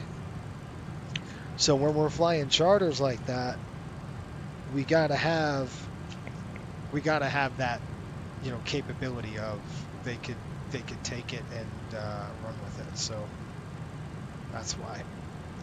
I mean, basically we need that fuel. So that's kind of why. Well, hopefully that helps you. I'm actually going to turn on our weather radar. Okay, so it's going to flip that on. I'm not going to be worried about it yet, but it will happen. Coming. Let's turn the power on. There we go. We'll go WX, and then I'm going to go ahead and just expand that just a little bit to the range of 40. With our 80 nautical miles. Go. Yep. All right, here we go. First off, after takeoffs, it says, form the lineup check as you would. We did that. Press the toga button. I did that. Manually advance the throttles to 1.4 EPR. Then switch the auto throttle on. I didn't do that. Then call takeoff, you have control. Or take off your controls. I didn't say takeoff. I said your controls. So I should say take off your controls. And then that triggers Cliff to work. So I apologize. Next time we'll get it done. How's that? Cool stuff. Ryan, I didn't hear. Is that Ryan that was talking on the radio? And we ended up getting an MD-83 for dirt cheap. We're working with the painter right now on it. So still on the climb, beautiful airplane. Good stuff. Look at that, not a cloud in the sky. Yeah, so we're working on some paint with him and what it's going to look like, that kind of stuff. It's going to be a little bit different than this one. It's going to be the general coastal livery. It's just going to have some more probably by the door with the teams that we fly. So it'll have all those teams and stuff like that. So it's going to be fun. Haven't thought of stickers yet. Yep, I thought it was you, dude. What are you flying? Ryan's flying tonight. I don't know what he's got going. I'm going to definitely go on company Vox here in just a minute. I do want to chat about, he's on a heavy too, so that's pretty good. One thing I always struggle with is, what do you folks want to see? Like, it's one of those things where I don't know. You know what I mean? I mean, we're simulating a coastal, we're simulating real world operations. We're getting the 757 later in the year, well, early next year. That's going to be some ETOPS. You're going to start seeing some ETOPS flights with the 757. A matter of fact, I'm going to be flying a ton of 757 flights before we get it released. So it's like me going to the line essentially and just proving, you know, getting acclimated with the operationally acclimated with the airplane. So that's kind of what the future holds, at least with us with the 7.5. You're going to see a lot of streaming, 757 streaming, and what I'm doing to prepare for that aircraft. I'm going to go through ground school, and then I'm going to start studying the airplane, because eventually the 757 will take over for charters, at least for the rest of the season. And then, you know, once I feel comfortable with the airplane, we got training. We got to get a lot of training involved with the 7.5, and then we're going to do ETOPS training. We'll get that done, and then we'll start releasing it to the line, and that airplane's going to be doing a lot of Hawaii runs. So really, it's just back and forth to Hawaii, you know, and to the mainland. So, you know, 6.5-hour trips are coming, folks. That's coming down the pipe. Plus, you know, we're going to hire more pilots. We're going to get some pilots on board. 35,000. Here we come. 36. I said 37 is top altitude. So let's see what she does. There's 36 ticked over. Ryan says, yeah, that bird looks good from what I've seen. Yeah, it's looking awesome. My idea from last week was on the Rangers, do a 7.52, on the Panthers, do the MD-88. Yep, there you go. Wanted to fly with you, missed the good old group flights all of us on the west side had. Yeah, exactly right. That was fun. It was a good time. There's 36 for 37. We're going to go ahead and level it off. Here comes the throttles down, and then the only thing that we have to do on the 80 is flip that to cruise. And then one more thing we're going to go ahead and do, and then put this to normal. There we go. All right, I'm going to try to pull a VOR in here.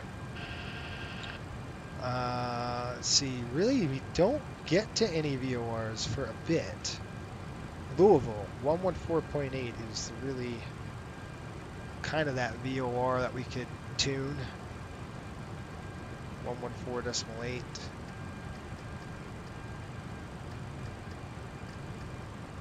Let's see if we can get that VOR tuned in yet. So this aircraft, by the way, if you don't know, there's little nuggets on the airplane. Yeah, I'm flying the bigger guy. He's flying a 767-300. Yeah, that's big. Well, I gotta tell you, I'm really looking forward to the 7.5. I can't wait to fly that airplane and, you know, get our hands on it.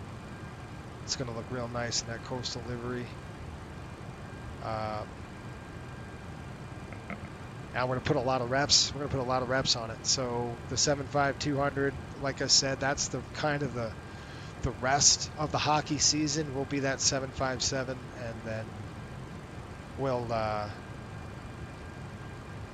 you know, we won't release it to the line until the training is done. So I'm working on MD-80 training now.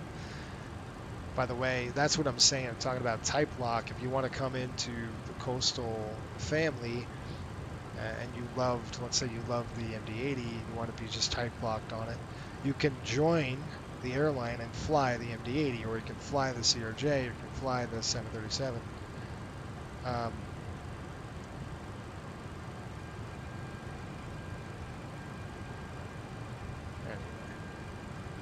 Craziness. Cancel that. So that's what we got going on. I'm gonna get myself a nice big drink of water here. And honestly, folks, tell me in the chat right now what you want to hear. We're gonna do some trivia here. What you want to see in the future. We're gonna do some trivia. Atlanta Center's online, and we are just about to go into Indianapolis Center right now.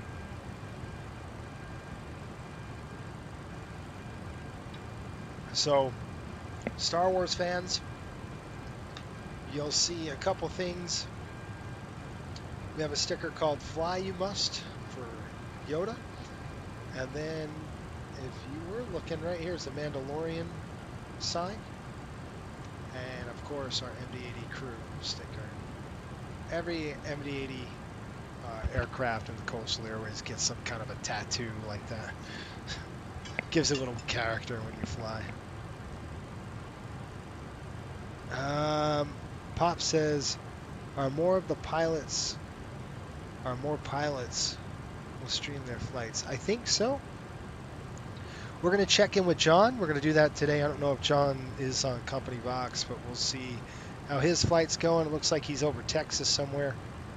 I'm just looking at that. And we won't have anything on our radar for quite a bit, so let's see if John's hanging around. I don't know if he's on box yet. No, he's not. So what we're going to do is I'm just going to go here. I don't know if he's. I'm just going to lock that up. Cody says it's official. Oh, nice.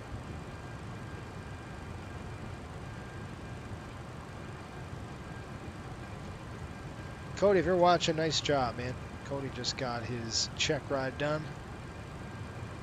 Real life. That's cool. Did I get any messages? Nope.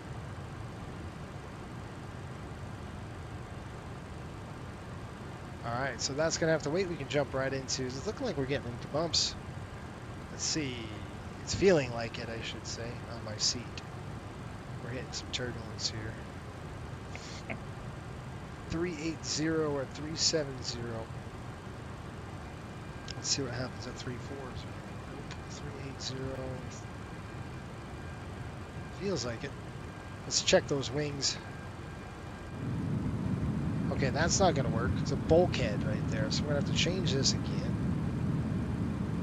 There we go. Is that good for you? Like that? No, that's which one? This one. 10 or 9. That's 9. There we go. That's better.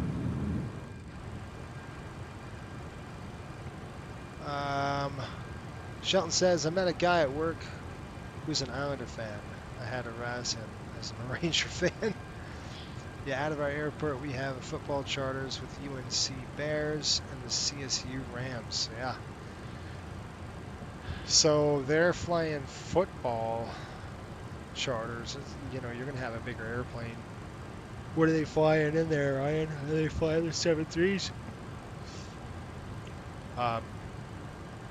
This MD-80 would be like a VIP MD-80, so it would be one of those VIP airplanes setups. So it's like 60 seats, lots of some couches, tables, chairs, coaches, sections, stuff like that. Pretty neat.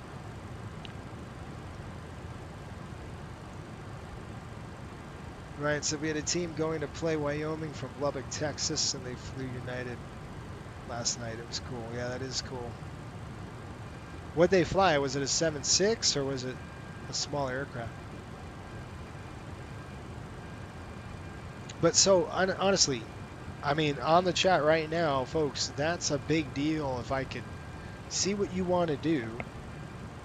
And if you're a patron of ours, you got to leave comments and stuff, because, you know, for our patrons, I'm working on a few things, like, I mean, especially in the season when we fly middle of the week flights, I'll probably just record that, takeoff landing. If you want to see something like that as a patron, check it out. We do have all the 737 ground school is up and running, and I'm working on an MD-80 ground school as we speak. I'm not going to put anything up there until I'm done, because I don't want to promise something and not deliver, or take thousands of years to do, so I'd rather just not do it until I've got all the videos up there.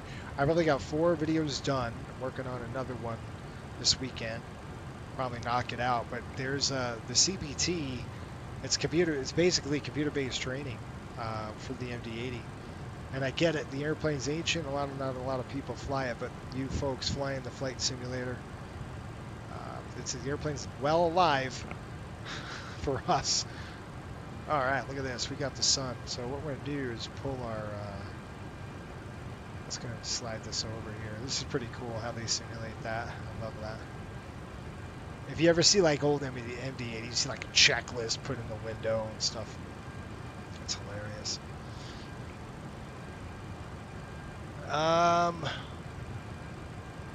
Okay, the Texas team flying in yesterday came on United Airlines, came on a 737-800. I got it. Bears Sun Country 800 that the Rams used an Allegiant A320. Yeah, cool. Our airport max bird is a 757-200. We had Air Force One 75200 visit us before. That's cool. That's a fun airplane. Anyway, I'm looking forward to that for sure. So that's what we got going on here. We're gonna do some trivia, maybe. I don't know. We got to do a fuel burn check and everything out. We're at Skodo. We're pretty much right in the middle of this thing. We're starting to get into some turbulent plots coming up. I'll show you where we are. It always helps when we can pull this up. You can see where the heck are we. So we're right here. We're at Skodo. I was talking about turbulence is on its way. So if we click the turbulent layer and then go up to flight level 380. Just give it a second. You're going to see some turbulent plots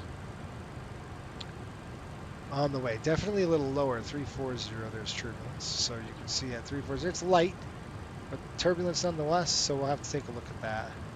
Bloomington, and then we've got, we're going to punch through Atlanta, and that's not going to be till, we're going to probably down here somewhere. We get to Atlanta Center. Definitely over Thrasher's Atlanta. So this is where the cut is. Right after swap, we'll go ahead and tune Atlanta. Atlanta's still online. Cool. Anyway, that's what we've got. And then in terms of radar, and are you folks excited for hockey season? Because I am. Big time. Got a little radar here. Let's see how those cells are doing down south. Yeah, ooh, that's a big one. That's going to be a kind of a whole situation right there. Yikes. That better get moving. It's being held off right now by that sea breeze. That sea breeze should be dying down, and that should be moving across. But this is not going to work. We're going to have to go around after Daffy, go this side.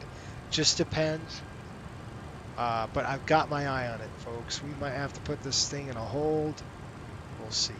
Okay, as we get closer, hopefully it dissipates a little traffic bit. FedEx 4900, 2 miles from Watson on the approach to the ILS runway 23 right. You know. Cool. So honestly, you folks want to see a 7.3 or you want to see the MD-80, or does it matter? Another thing, that right there. Check out official merchandise shop. We've got it. Go www.coastalairways.com. www.coastalairwayshop.com. Check it out. We got some really cool t-shirts there. I went to a different vendor, better printing. It's going to hold up a little longer, at least the printing, so that's good. I just bought my first shirt. It's got a 737-800 and it says jet lagged, and it'll say ETOP 737-800. And again, only those people that understand aviation really know what that means. So definitely go ahead and check that out if you want to support the channel. That's one way to do it. It's a little fun too, right? Ryan says, yeah, I would either divert MCO in front of the storms and go north to Pensacola.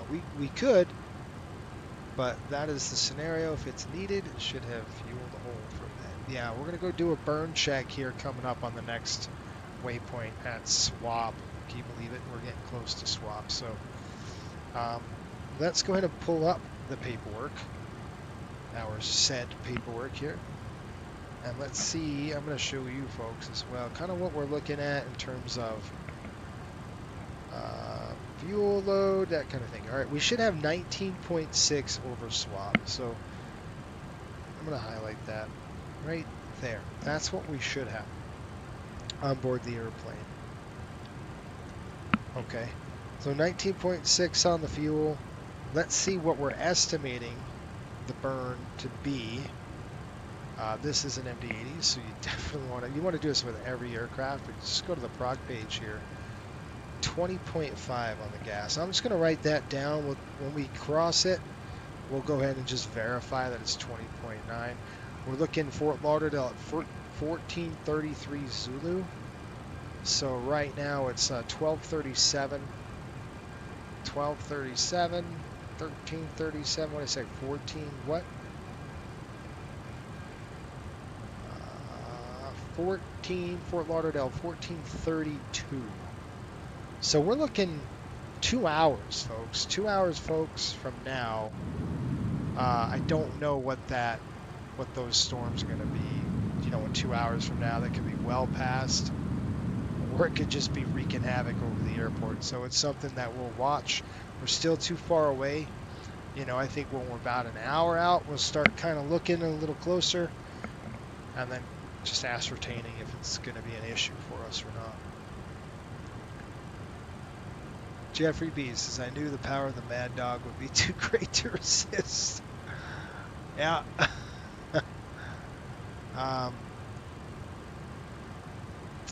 Yeah, it's a fun airplane. I mean, I'm not gonna lie, it's fun. It's definitely a challenge to fly, but if you can master it, it's really nice. A lot of people struggle with the aircraft that I've seen on streams. They kind of have a hard time with it, and it's tough. It flies like a pig. It handles like a pig. It flies like a pig. It's just because of the stupid trim tabs that actually turn the ailerons. There's complete manual control cables. There's no really hydraulic assist on the ailerons. It's really weird. So if you look on the aileron here, you see this little trim tab. So this trim tab goes up, okay? When I turn the yoke, let's say we turn the yoke to the left. So this is gonna, normally the left aileron in that particular case would go up. All right, and then it actually drops that wing. So that left wing would drop, obviously, because it's gonna push down, and the opposite wing would go down. So you have opposite effect, right? One goes up, one goes down, and turns the aircraft. Well, in the MD-80, it doesn't work that way. So I turn this thing up, or we turn to the left. This trim tab, it goes opposite direction of the flight control,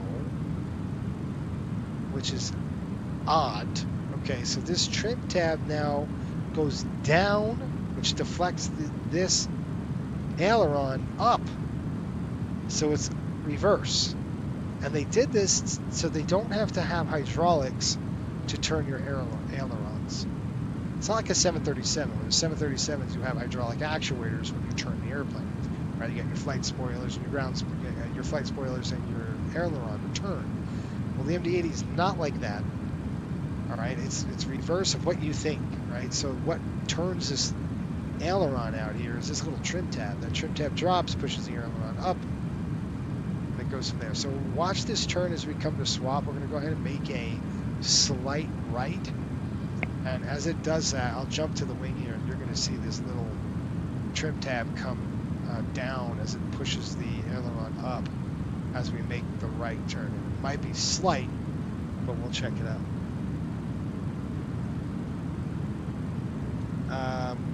Jeffrey says you fly it well. I appreciate that, man. But not all the time, right? Sometimes we really screw it up. So we'll see. But this airplane, like I said, this airplane's just coming out of maintenance. We had many things go bad on it. We had a GPWS failure. We had a nose taxi light drop out. We had the gear would come up. So, and that was legit. Those are legit failures from our flight crew. And they're like, well, what are we going to do now? So that's it. We got pretty, about 50 miles maybe. Let's see. Swap, we're looking at about 117 nautical miles to go for swap. So we got a long time, but it's a beautiful day, and our winds are forecasted at 51, which we kind of looked at before over swap. Let's see. Winds forecast 260 at 49. That's probably where they're coming from. So right on par. We got Memphis Center. We're not in Memphis Center, are we?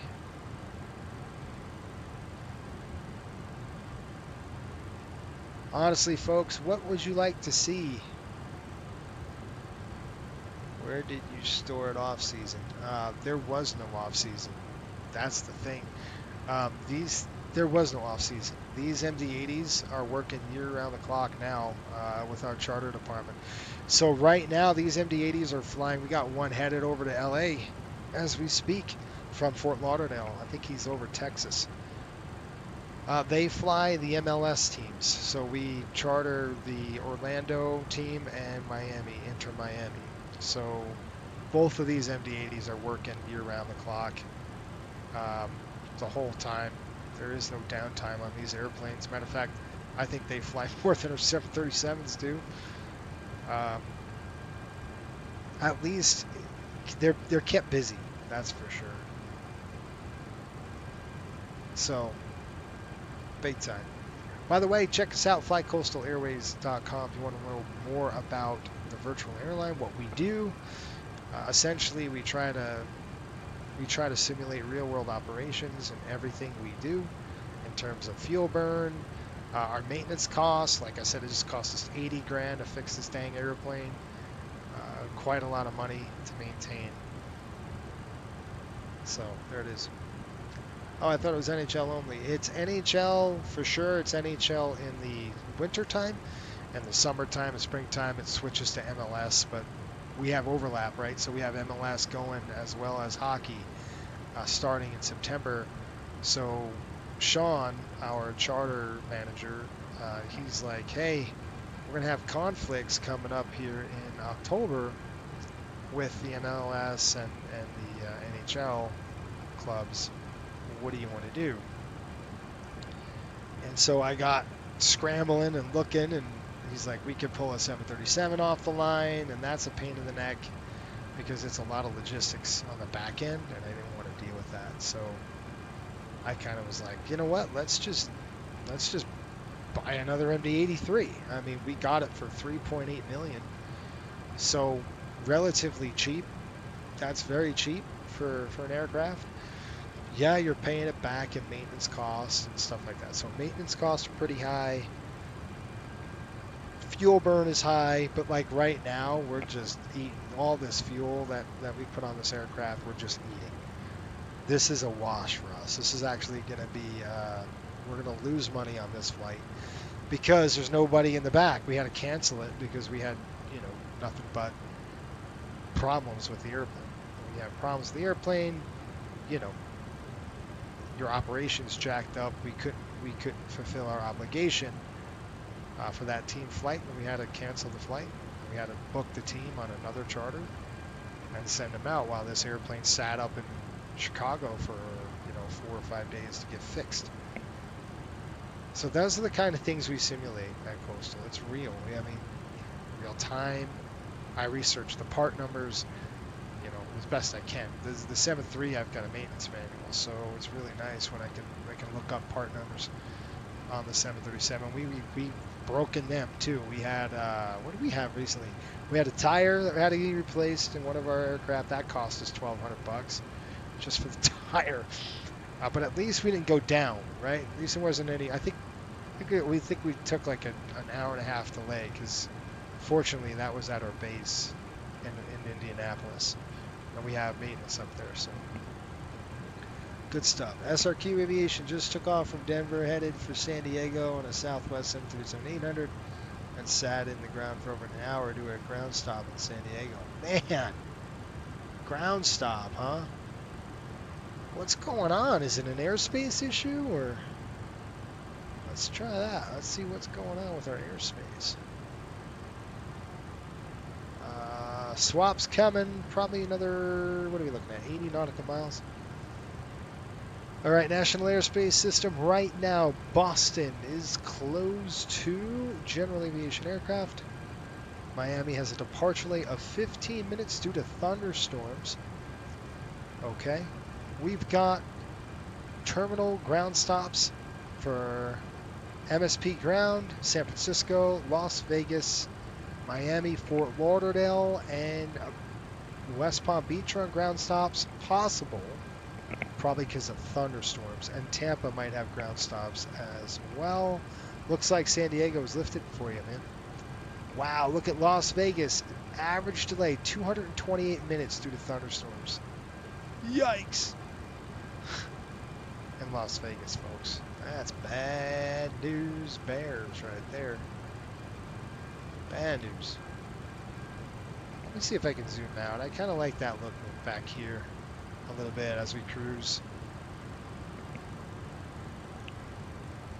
Good stuff. All right, we're in a turbulent area, but again, it's saying that 34,000 should be bumpy, but not where we're at. We're at 38. Should be pretty good. Too many flights and no gates open. I gotcha. Yeah, that'll happen to you as well. Atlanta's all lit up. Let's see. What do we got?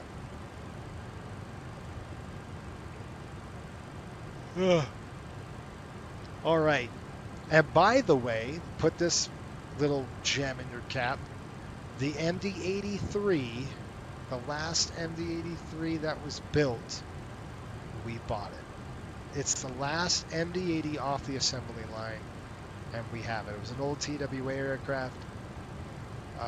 Went to American, obviously, and we bought it, sitting in the boneyard. So we rescued that aircraft.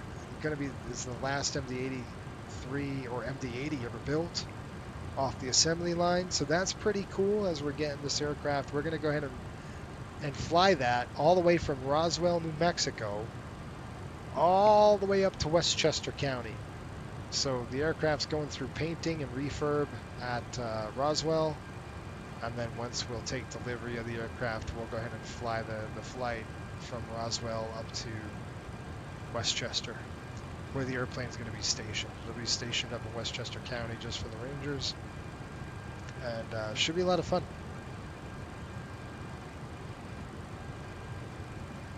You're going to go through a crap ton of weather, huh? What's the weather looking like over there? I don't know. All right. Who wants to play some trivia?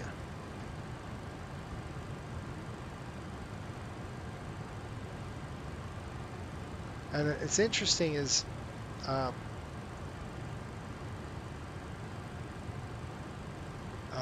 see here. What category should we do?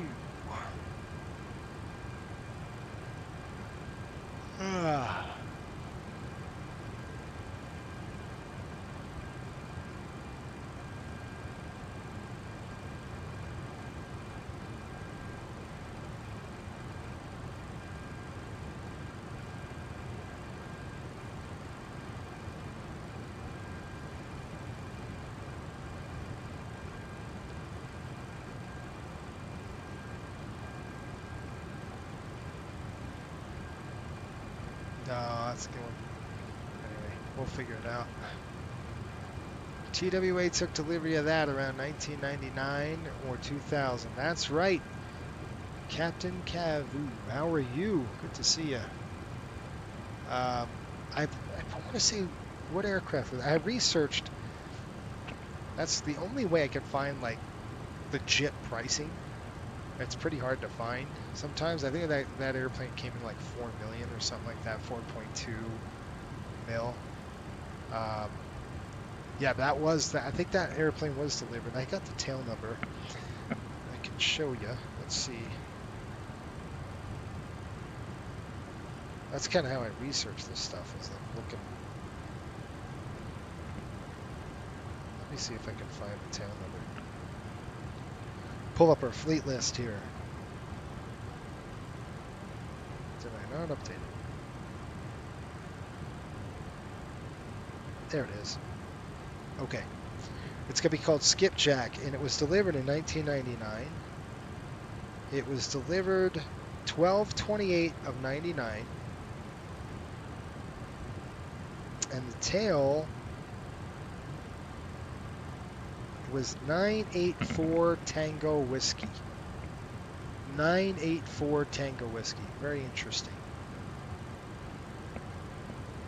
By the way, your meme on Instagram was hilarious. And then inspired me to get an old United Airlines Classic DC-10. What meme was that, bud? Was that my on the story I had up there? With Cliff? Ah, that's good. I'm glad I inspired you to fly some old vintage. Straight out of Long Beach. That's right. Maybe that should be a t-shirt. Should we do a t-shirt like that? You know, I'll show you a couple of things. I'll show you a couple of things really quick. Let's do this.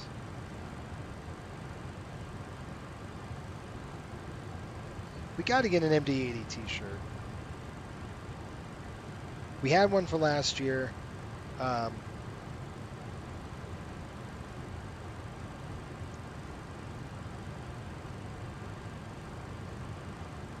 we go. Okay, I'm gonna show this just because. If I can. Okay, this is our shop. Get rid of that. We'll get rid of that. That and rid of that. So this is our shop now. The normal. Yeah, this is our normal Gone Coastal shirt at the front. You have Coastal Airways in the back. It's just, you know, we have a shark and a marlin, that kind of stuff. But this is the one I just bought. I bought this one, and I bought in like that kind of a color. I think that's pretty cool. Maybe we do one with like an MD-80 on it that says straight out of, you know, Long Beach or something like that. Something fun. Let's see. We got to do something with Cliff in it too. You know, that would be really, really funny to do. Cliff's got to be represented, right? We've got to represent Cliff somehow. And then our crab. So our coastal crab, and that's what I got in there in the shop right now. More is coming, but I'm waiting for this design here. You know, this design, we're actually doing one with an MD-80 with coastal. So it's going to be an MD-80 paint, and I don't know what I'm going to say. It's going to say something fun.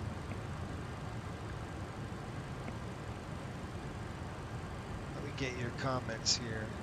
Captain Kevin, Douglas delivered it to MKC, and I ferried it to St. Louis. That's awesome. That's so cool.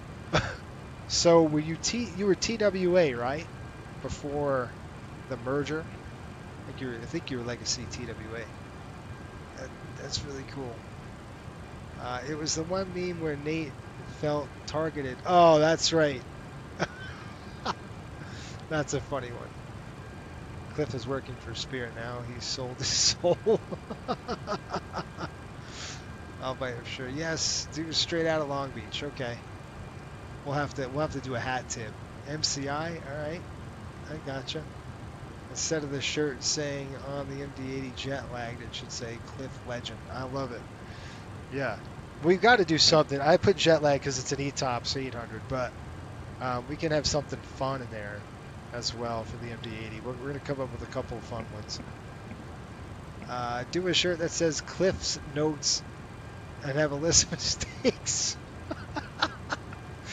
That'd be awesome too. You shouldn't make. That's exactly right. Cliff's Notes. Gear down. Wipers on. No. I said gear down. That's pretty cool. So MD-80 questions, guys. We have a captain here on the MD-80. Flew it for many years. So if there's a question on the MD-80, that is the guy to talk to. For sure. I could find. That looks good. CSDs, these trip a lot. Last time we had a nice little. I mean, you could tell how old this thing. This thing's the old tape. I think it's old. The old strip of metal. And then I didn't fill it in. I mean, normally you put your day, your month of flight, and they're like, I just didn't do that. But well, that's not good. I shouldn't have the APU on. Actually, I can keep it on. External buses, galleys on.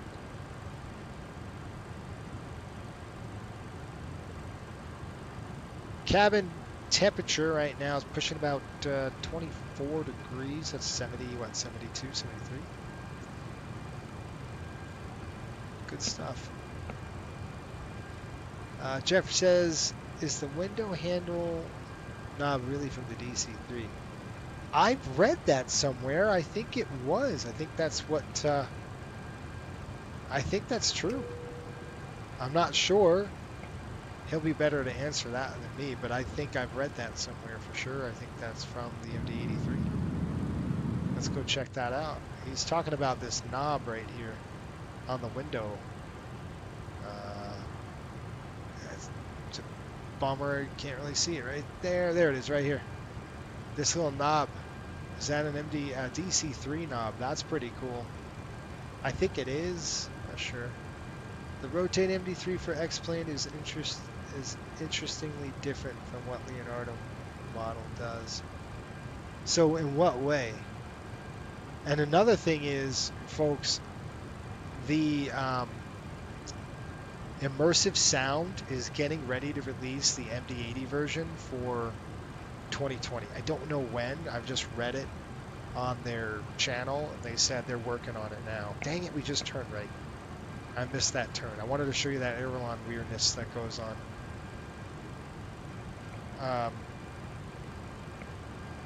But yeah, I think that's the case. There's one thing. I'm trying to figure out where it was.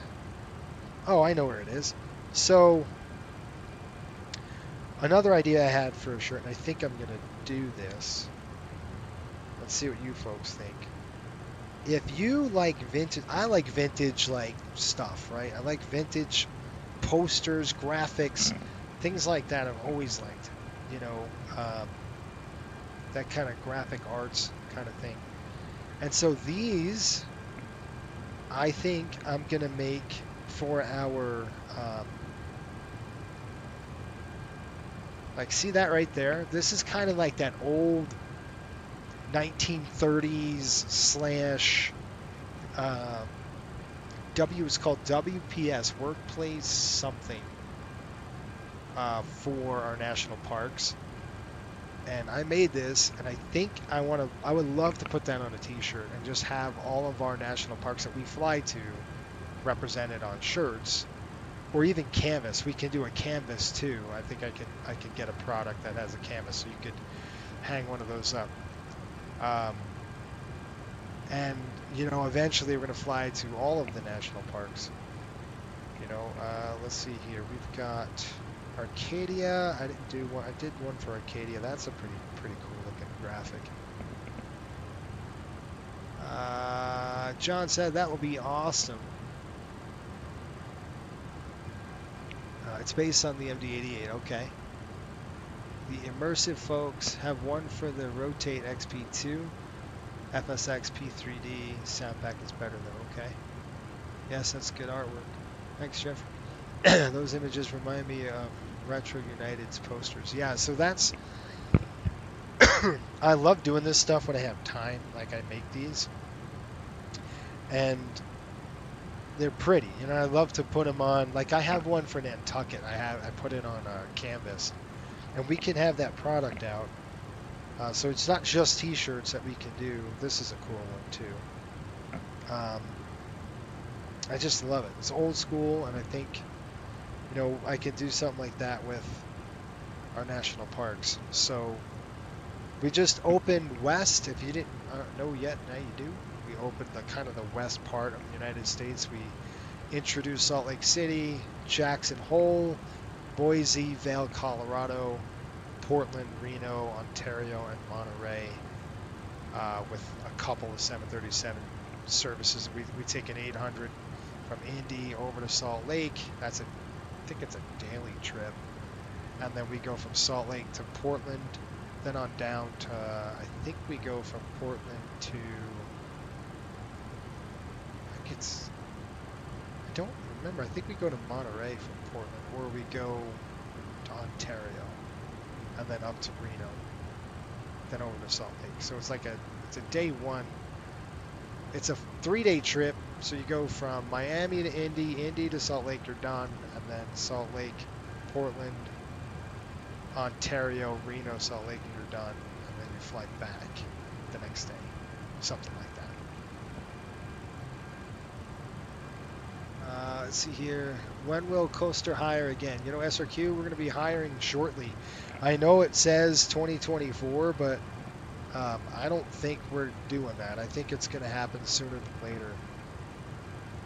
The hiring class that we hired before this one, am I in? Oh, they dropped off. Dang. I was going to say, Atlanta, where are they? No, they're gone. Jack Center's open, so maybe they'll take us in. But it says new class starts January 2024. I don't think that's going to happen. We hired 5 new people for the summer class. Let's see here. We have 2 people graduate out of that 5. So 3 have washed out. 2 have made it. And matter of fact, I'm doing one again, his check ride probably next week. He's gone through the training. But just to tell you how fast he did the training, he did the training in like 2 weeks or like a week and a half. I mean, he just pumped it out. So it's not necessarily long. It's as long as you have time. He had a lot of time, so he was able to knock it out pretty quick. But yeah, I think these are cool shirts. I'd buy one of these shirts for sure. Especially down in like when we start flying to West Yellowstone, which we will. That's going to be cool. Obviously, we've got Jackson there, which is going to be great. That's like the Tetons right up in there. Salt Lake City, we've got a few national parks down south. Good stuff. Have you dropped any routes? Yeah, well, we are dropping the Nantucket route. Is going to end. That's on a CRJ. So we're dropping Nantucket and Nova Scotia for the winter. They'll be cut out. We're still going to go to Portland. And by the way, the blue is Coastal Connection. So that's a CRJ 700. A couple of 700s that run this. We go from Miami to Orlando up to Myrtle Beach, and then Raleigh. Then we go to Islip. Then it goes to Nantucket back, but again, Nantucket's going to be gone for the winter, and so is Nova Scotia. It's just too cold for that. So that's going to change. That one thing, instead of going up here to Nantucket back, it's going to go from probably here to Portland, then over maybe to Albany, and then back into Long Island or something like that. So that's kind of, it's seasonal. It's just a seasonal thing. We'll kick it back on in the summer. And then our Caribbean routes are doing pretty darn good, so we're going to keep the Caribbean open. Everything's going great in the Caribbean. The only route that really kills us is the Miami to New York route. It's so much capacity, it just kills us, right? I mean, we lose money every time we fly on that dang thing. So it's a bummer. Let's see here. Denver or the Springs on radar? Denver or Springs on radar? Yeah. Here's my problem with Denver. Okay, I like the airport. The airport's cool, but the problem with Denver is there's a lot of competition, right? So you've got all this capacity in Denver, and it's hard to find something that, like, okay, so we're Salt Lake City is the focus city for us, right? So if we went Salt Lake City to Denver, we're competing with Southwest and major Southwest, right? So that's their stronghold. I mean, they've got a chokehold on Denver, so it's really hard to. If we did anything and we went to Denver somewhere, it would be the Springs, and it wouldn't connect through, DIA, just because of that reason. Just because there's so much capacity. Not to mention United. It's a United hub and a Frontier hub, and that's what I mean. It's so saturated. There's no way you make money. So you just you got to be smart with the route planning. Even though I want to fly there, I think we'd go to the Springs, or we'd go to maybe a podunk airport, somewhere where it's a small regional kind of a thing for us. Quit Salt Lake and rule Provo? Nah, I don't think so, man. Yeah, we'll definitely get Provo serviced for sure. Let's see. These two airports look good in MSF. Yeah, they do. Springs look good. Good. I'm glad you said that. SRQ says, well, I'm working on hours, so hopefully I reach 100 hours by then. Good deal. Totally understand the logic behind that. Yep. It's just different, and that's why, like, think about Vegas, right? Oh, Vegas, it's cheap. Vegas is cheap to operate into. I mean, I looked at that and I went,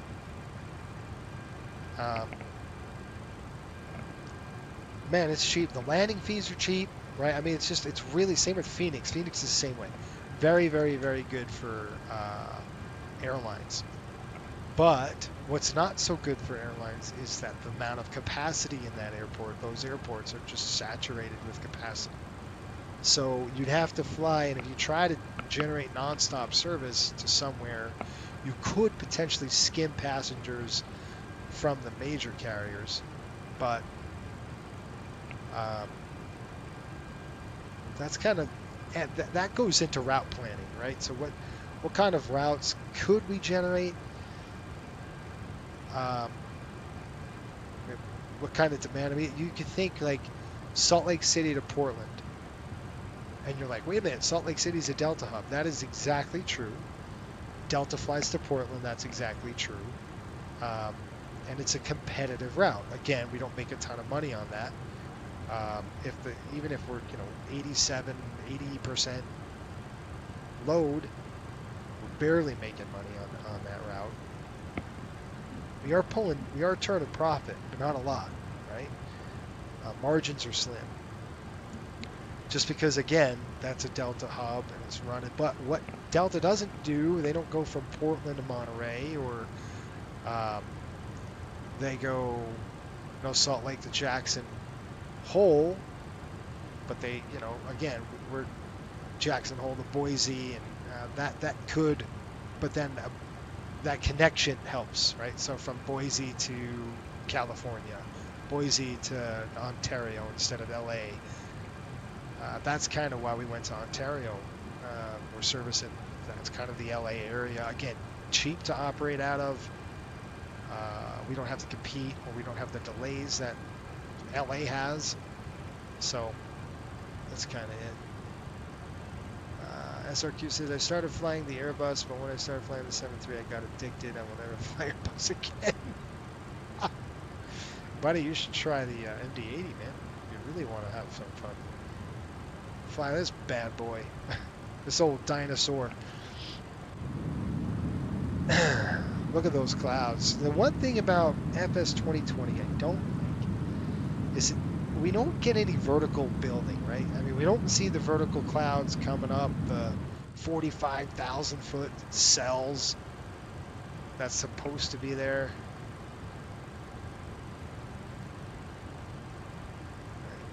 Interesting. Get some routes into Texas. Again, Texas, who owns Texas? And where are we flying? I mean, we could fly a couple of real small airports in Texas, but you go to Houston, Southwest. You go to Dallas, Southwest American, right? What did I just do? I hit something. I don't know what I hit. Oh, that. Okay. All right, let's do a burn check right now. I was supposed to do that a while ago, and it just kind of got yapping. This is called Woody. 18.1 estimated. We have 19.2, so we're burning good. I'm trying, folks. I'm trying.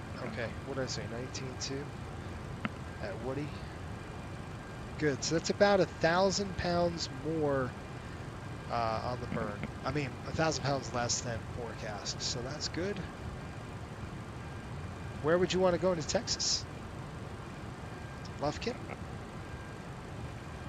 Or somewhere else?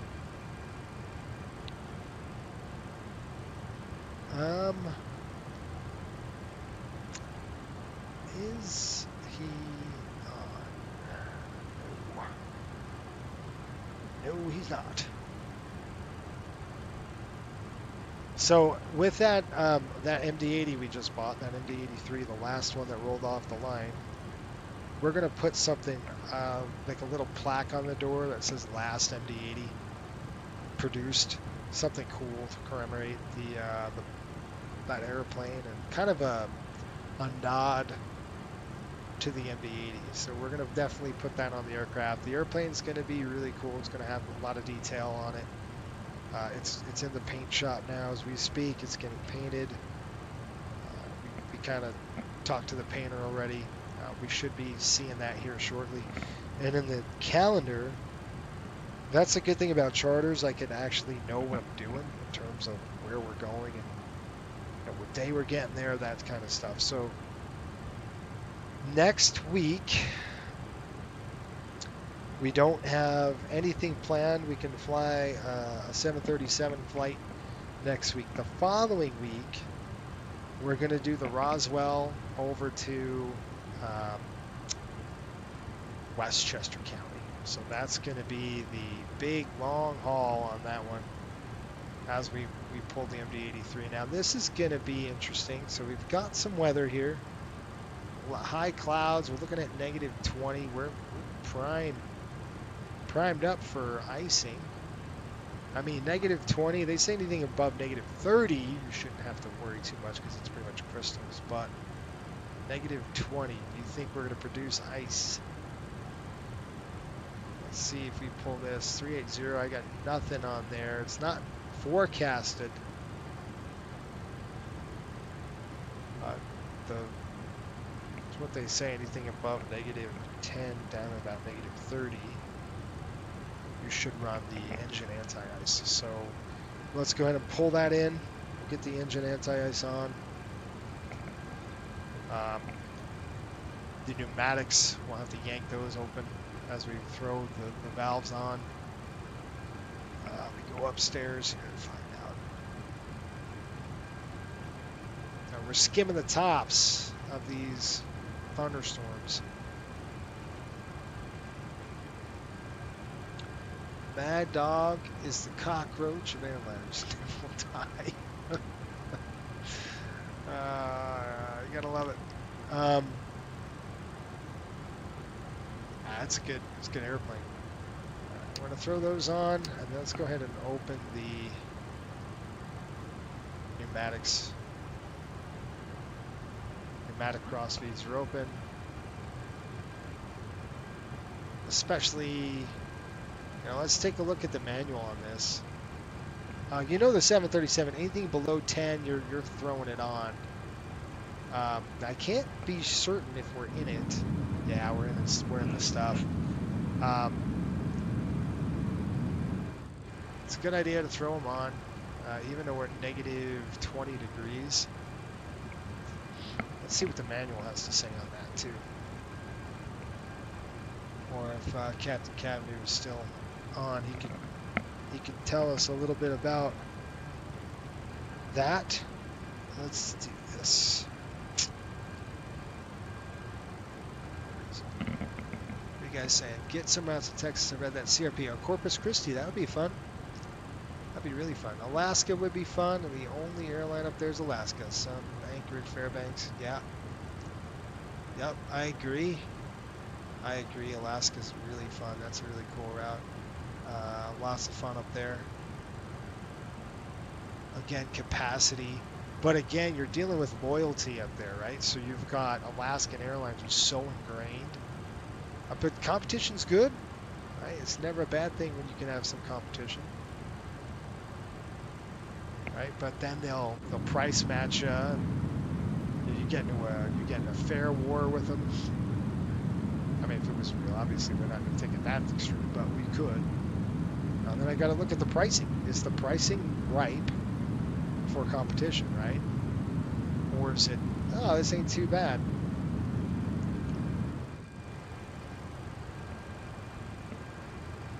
Okay, we would definitely do engine anti-ice. Yeah, okay, good deal. And did I do that right? The weird thing is, like, something that throws me is like your pneumatic cross feeds, you throw them on, and I got to look at the schematic, and then you throw your engine anti-ice on, which we do have on now. But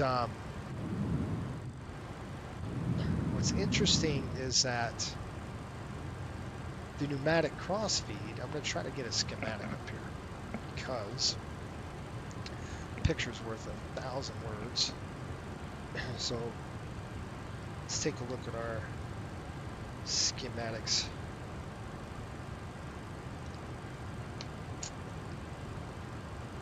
Where are we at? And then we're going to take a look at weather we're over Atlanta, folks, pretty much right there in Thrasher. That's the Atlanta 116.9er. So I'm going to go 116.9. See, again, 737, I'm down here, and I should be up here. 1169. I got to get used to that because the 757 will be like that as well. All right, there's Atlanta. We're going to pop that in there. You can see Thrasher's right there. Atlanta's going to be sitting right over it. 116.9. I do have that planned, tuned, 30 miles. Okay, let me look at this.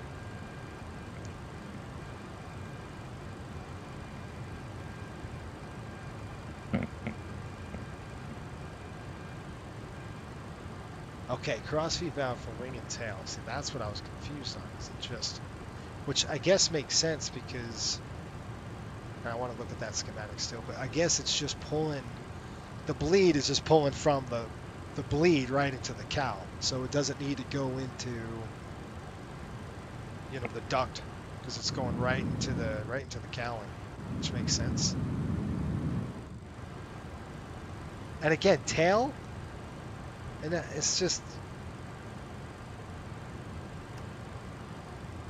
tail. I mean, it's like right here. This is just showing. I think this just shows circuitry, right? Like current. Just want to make sure it's got current. Yeah. It's interesting. It's a very interesting design.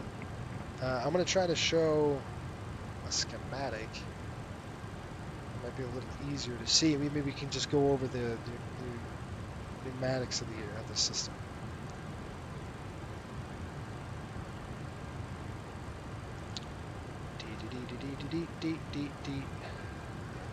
Come on. I'm skimming. Try page 4000. Okay. It's got to be in volume 2. No, not this one. Volume 2. Let's see if it's got it.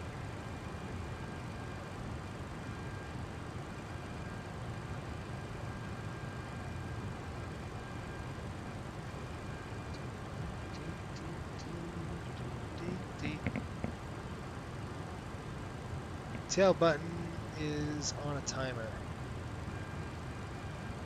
See, again, that's a very interesting design, right? You've got, it's just different. All right, anti-ice and rain, that's what I'm looking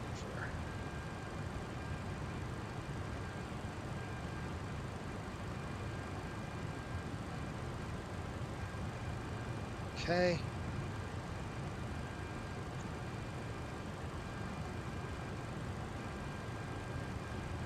I'm going to pop this open here and show you what the heck. System description. There we go. Let's see if we can see it. Right, hold on. I want to make sure that I'm going to try to flip this thing. So if I can, that would be great.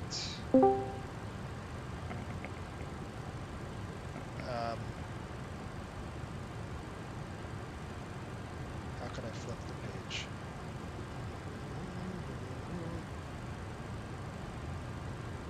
I don't know if I can flip this page. I'd like to flip the page. You know what I could do?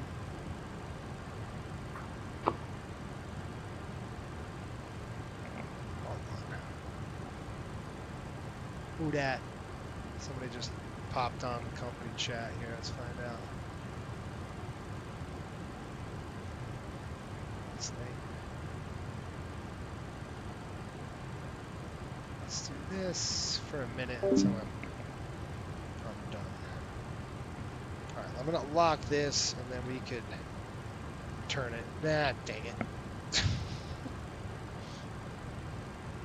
I don't like that view. That's not gonna work, so hang on just a minute. Let me see if I can get it on another deal. And I'm going to start getting ready to look at that weather up in down in Florida just to see if it's good. All right, let's see. Volume 2. Dang it,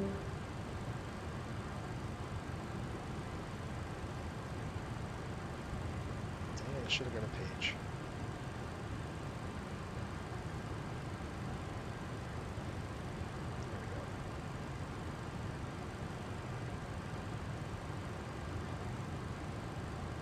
Let's try this. Get out of there. This keyboard is bothering me here. Hang on just a minute. Here we go. I'm trying to get the orientation right, so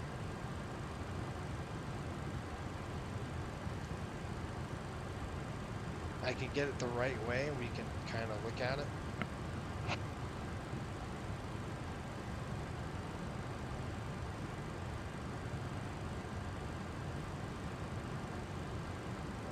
What I'm going to do is take a picture of this. I'm going to send this up to a PDF, and then we can make some annotations. How's that?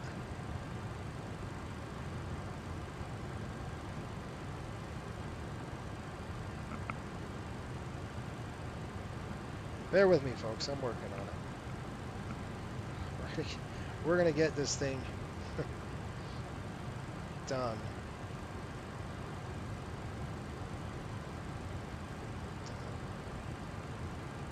Done. There.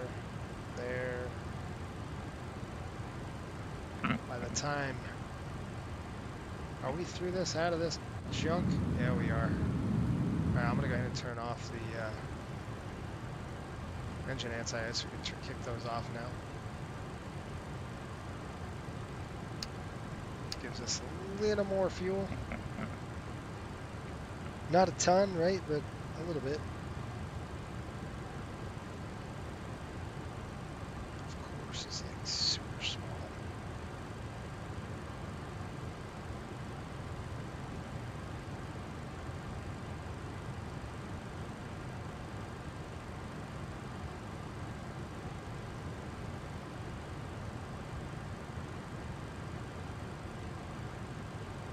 There's no way I can rotate the page, which is annoying.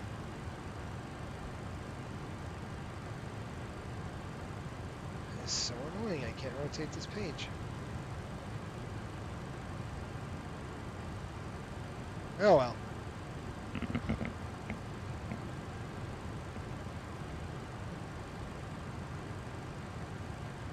VRF Simmer. Does the MD-80 have a low enough SAT temperature that does not require antennas to be on? I know some planes do. I was wondering if, yeah.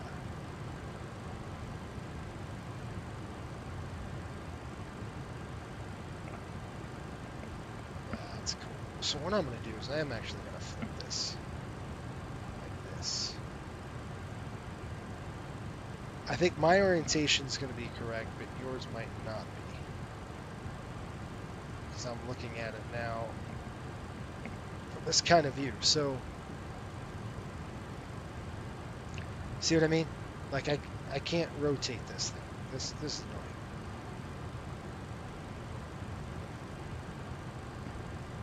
annoying. Maybe I can. Let's see.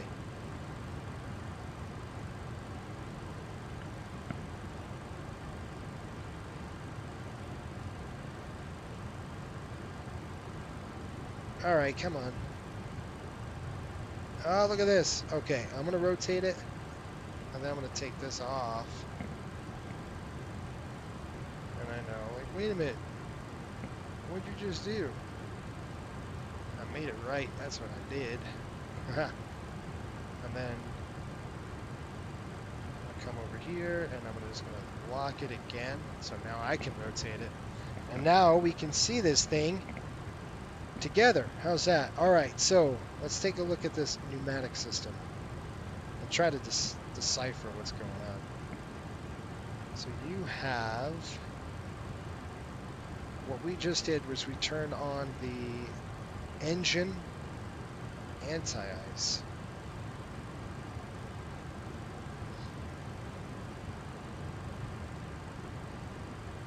What is that?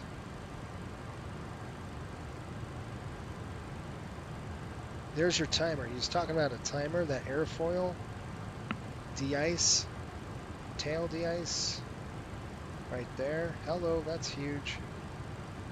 Sorry, hang on. Let's go down a little bit here to like maybe a 3 or something. I'll delete this. But he was talking about that timer.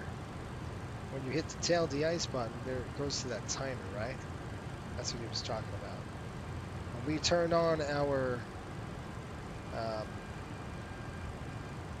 engine anti-ice. It should go right to the cowling, yeah?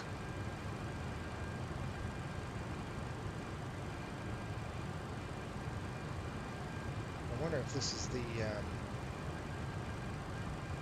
electrical.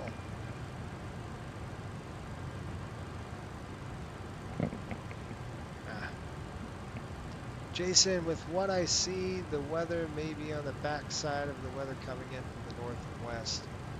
And then we are descending, so we should be good if you're beneath it, right? They changed it to when icing conditions exist. Ah, cool. Okay. Hang on, let's take a look at the weather. We'll come back to this in just a little bit. We're getting close. Jacksonville's online. It's going to be pretty busy at that point. So let's take a look at the weather again. All right, Ryan, are you flying the same spot? We're kind of getting above that. That's all these clouds are. Let's see where the heck these... Oh, shoot, that didn't change. I hope it did. That's going to be a bugger.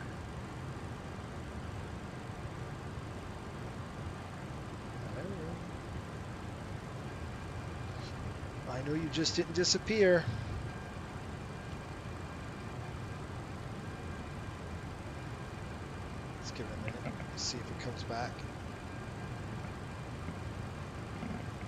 Yeah. Oh, look at that. It's ugly.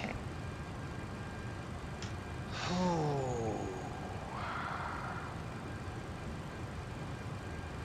Is there a way we could come in on this side? I'm not going this way. I might hit Zeppelin and come around and then back down on this side of Fort Lauderdale. That is not going to be pretty, folks. Let's see what we got here. And I don't know. Oh, man. Let's see.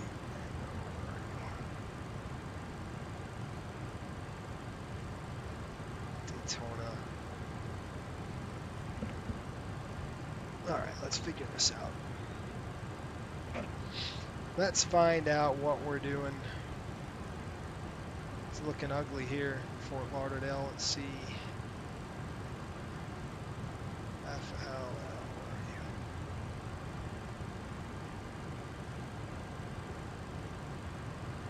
where are you?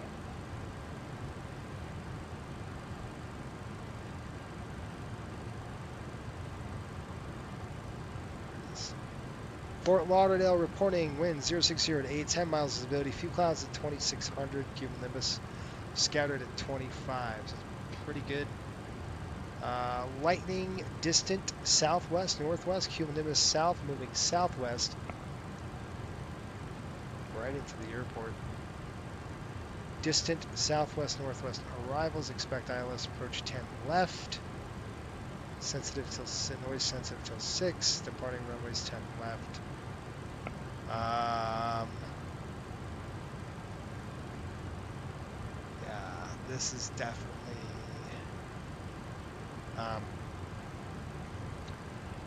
definitely a bugaboo for us. This is advancing this direction. This has got to be that front we talked about, just generating this crap. It's moving in. Ooh. We do have weather radar on this aircraft, so that's cool. You know, there's obviously limitations with 2020, so that's not so cool, but at least we have something. Looks like it might be dissipating and breaking up, which is good news. Okay, it was pretty severe before. I do not want to come in this way. Maybe what we could do, because you're going to fly right through this crap, and I don't want to do that. So what we're going to do is come down. Now, if I had legit weather radar on board, we could probably pick our way through this junk. But I'd have to go this way. We might even go this way and then up, or we could cut across here and then intercept. Let's go ahead and let's see what we got on the arrivals. So we might kind of call an audible here. Definitely we can get to the west, or maybe get vectored by Jacksonville. If they're up, we can get vectored. Let's do a star. Nope. Yup. Maybe we fly right to Melbourne. Kuta 2. It's probably way out in the ocean, so that's probably not going to work. Duval, Fortals on that side. Again, that puts us right to the weather. I think the safest route is going to be cutting across Florida and then dropping in. Even this would work. Tarpon 3 arrival. Not great. The Tiki 3 or the Techie 3 we're on right now. A couple things I'd like to see. That one we can do. Shoot. Folks, what do you think?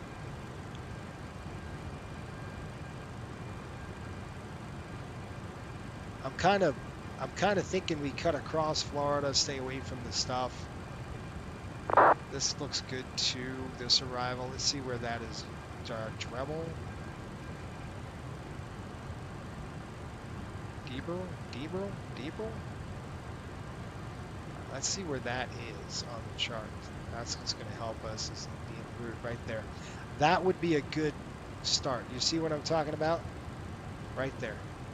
So maybe we go call an audible and fly right to here, cut across. Now we're going to have to talk to Jacksonville about it, but we're definitely going to need to deviate. It'll have moved through by the time you get there. You think so? You think we still stay on? All right. We got about what? Maybe 40 minutes? Let's see what we got. About maybe an hour. So 14:30 is going to be the estimated. Maybe we stay on where we're at. Now we'll kind of see what's going on. Maybe, let's see, what's our bailout point then? So if it's crap, let's pull this up. Let's just talk about escape maneuvers if we had to escape. So let's pull this up. If we keep on trucking on this route, we're really okay until we get to, Figna.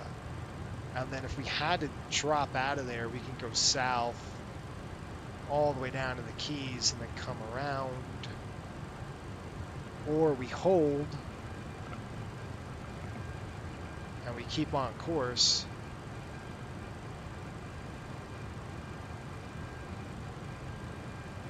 It's looking like it's breaking up. It's intense there, but it's starting to break here. You can kind of see it decreasing its. Let's take a look at reflectivity. It's almost the same. Kind of predicts it. Okay.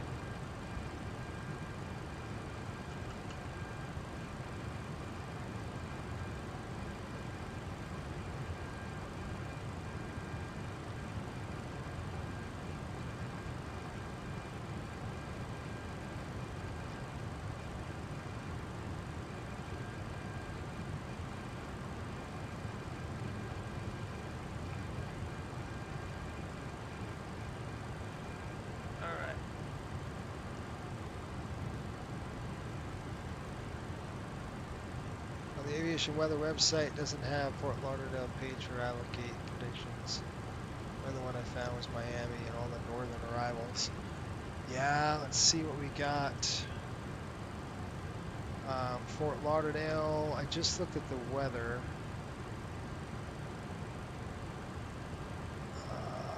It's got cumulonimbus, again, we know where they are. Let's talk about the National Airspace System. Jack Center's going to call us for sure. Boston's closed. Well, Boston's not closed, but Boston's close to GA, so is Las Vegas. There is no ground holds. So that's good. I mean, right now, Lauderdale is landable. I mean, because the weather's just off to the west, but the thing is, we got to get from there to here, right? Master caution out of the center. Let's go ahead and dump that. Okay. Tap it into the fuel. And let's go ahead and call Jack Center 135.925. 135.925. Kind of get an idea of what the, yeah, just like I said, they're going to chime us up here in a minute. 135.92.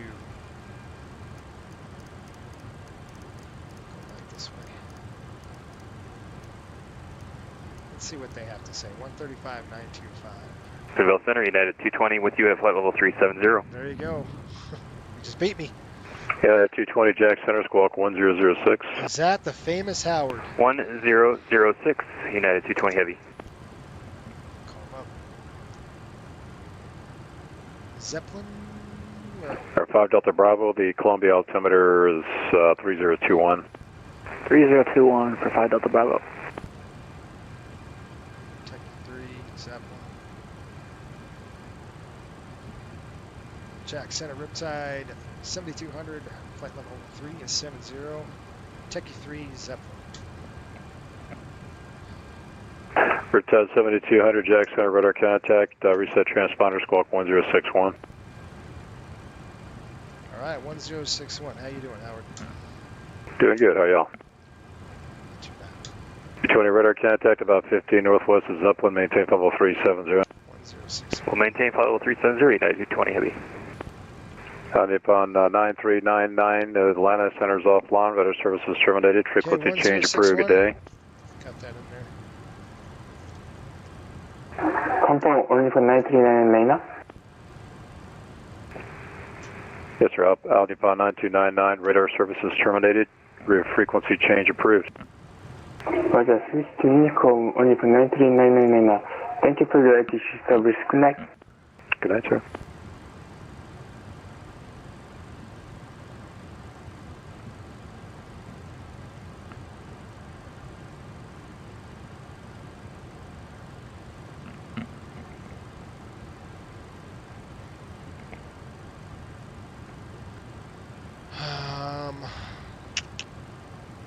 Let's see what we do. Again, for Federer is kind of what I'm thinking we might have to miss. That's kind of our bailout. If we had to cut across to deviate, we could. Of course, we can always look out the window. Let's go ahead and plan our descent here. Or I should say our 010 and 1061. Okay, that's set. Where's my pen? Let's go and get this. Fort Lauderdale. Fort Lauderdale reporting. What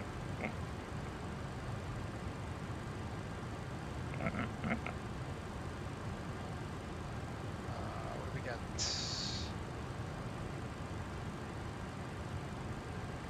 0608. We got 10 miles visibility. Again, it's great right now, but it's moving in. I just don't know if it's going to dissipate. A few clouds, 2600. It's cumulonimbus. And then scattered at 25 over the airport. We got 29 over 26. Altimeter is pushing 3005. Landing runway what? 10 left and right. We're probably going to get 10. Runway 10 right, 28 left, noise sensitive. I got that. United 220, you guys talking to each other in another server? United 220, monitoring his stream at the moment. Oh, I see. All right. Riptide 7200, say Mach number. 0.75. United 220, say Mach number. 0.801, United 220 Heavy. He's killing me. Riptide 7200, are you able to do at least Mach 0.78? Now we can try it. Riptide 7200, roger, maintain Mach 0.78, advise if unable. Can't maintain Mach 0.78, Riptide 7200. United 220, reduced to Mach 0.78. All right, we're reducing Mach 0.78, United 220 Heavy.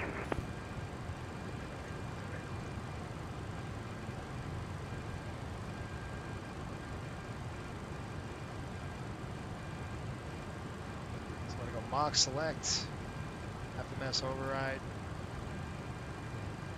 There we go. Let's try it. Oh yeah, we got 0.78 all day long. We got plenty of fuel. We really have plenty of gas, no problem.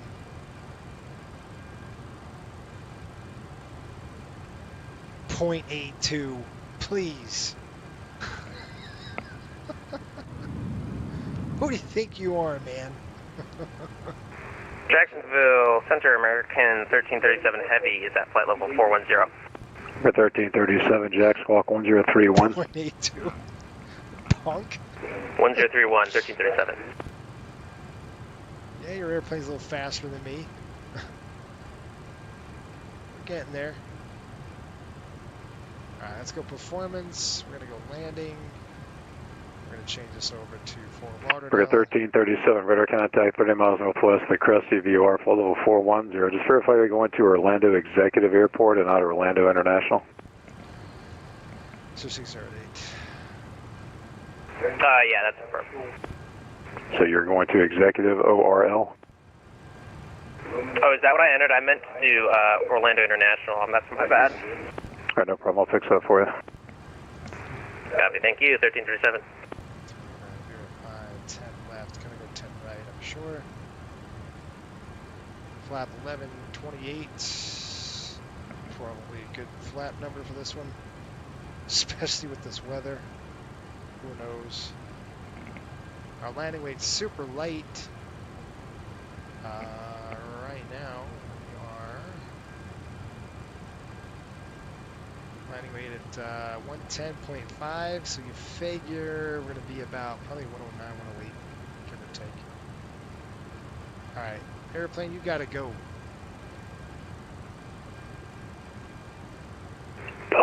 Delta 3118, descend and maintain level 370.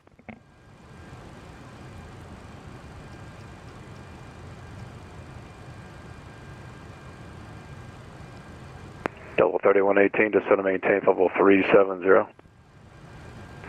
Descend, maintain flight level 370, Delta 3118.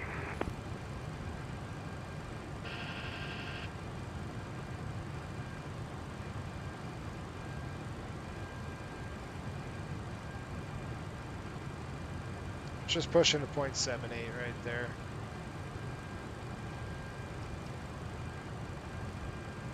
Yeah, that's good enough.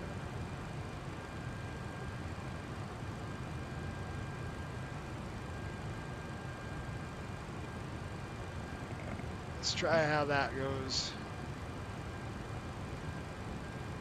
Almost right there on the barber pole. We can back down just a little bit. We're fine.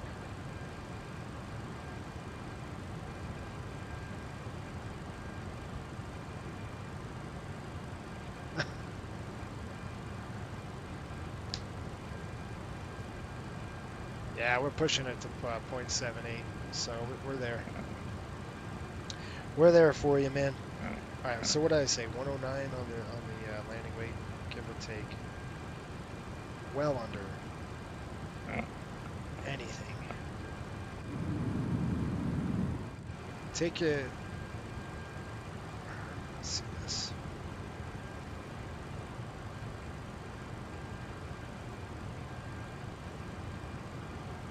Ten right, 28. That's good. That's good. That's good. That's good. Calculate. Let's see what we got here. We're looking at Jackson, mic check. 30. Loud and clear. 130 and 169, 148, 213. And landing distance is going to be 4090. Actual is going to be 3400 with a nice ramp. All right, I'm good with those numbers. Let's go and lock them in with the bug. Number 7 Echo Romeo, descend and maintain level 350. Gosh. 350, that's 7 Echo Romeo.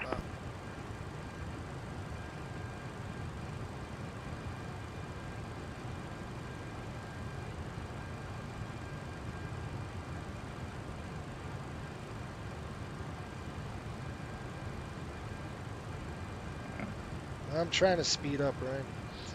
As fast as I can go for you. There we go. Hit Mach select 7-8. She's there.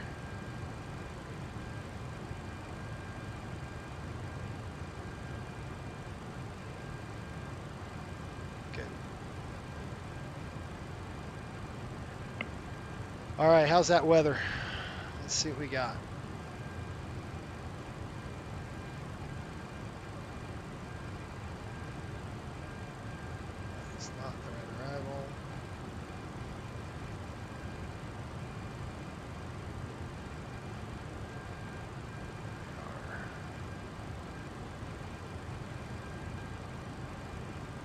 Jackson Center, good evening, Frontier Flight 722, climbing flight level 300 for 350, 34 miles from Haunted. Hammered. Departure Flight 722, Jacksonville Center, radar contact, reset transponder, squawk 1062. 1062, Frontier Flight 722. It's getting close. It's getting closer. That might go, Jacksonville Gulfstream 7835 uniform, we're going to need 5 minutes out of the mic. That's approved. So 3118, descend and maintain level 350. Descend, maintain 350, Delta 3118. Number 7 Echo Romeo, Atlanta Center's offline, radar services terminated, frequency change approved. Have a good night. Have a great night. 7 Echo Romeo. Yeah.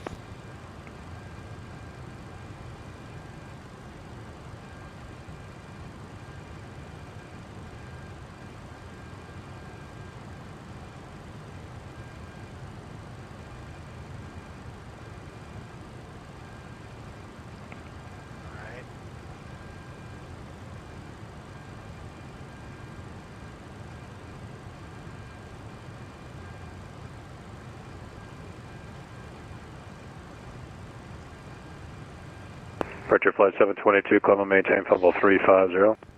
Maintain flight level 350, frontier flight 722. It's gonna be close, folks. It's gonna be close. I think we might be getting right in this, and we might have to bail out. Star 5 Delta Bravo, clear direct the Brunswick VOR, Sierra Sierra India. Clear direct Sierra Sierra, 5 Delta Bravo. Techie 3, we're coming in. Figna at 31. If we do that, we've got Figna at 31 below. Hotel Alpha Zulu 610 Whiskey, do you receive voice? Top of descent 193 nautical miles. Dana at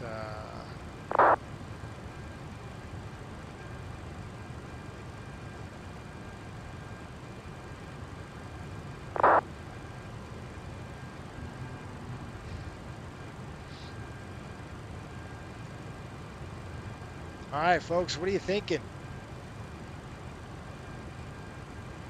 Flap 28. Oh, that's flap 40. Don't do that. Flap 28. This is 1 to 26. Pull a card up as well.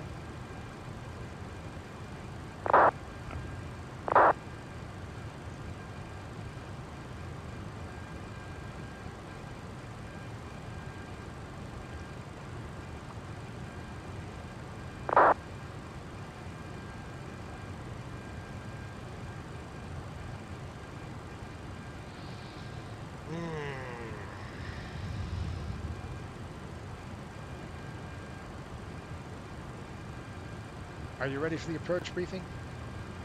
Go ahead. Any questions? No questions. Cliff is ready to go. We're going to have to think about what we're doing here. If we need a bail, we can bail over Watts, over the ocean.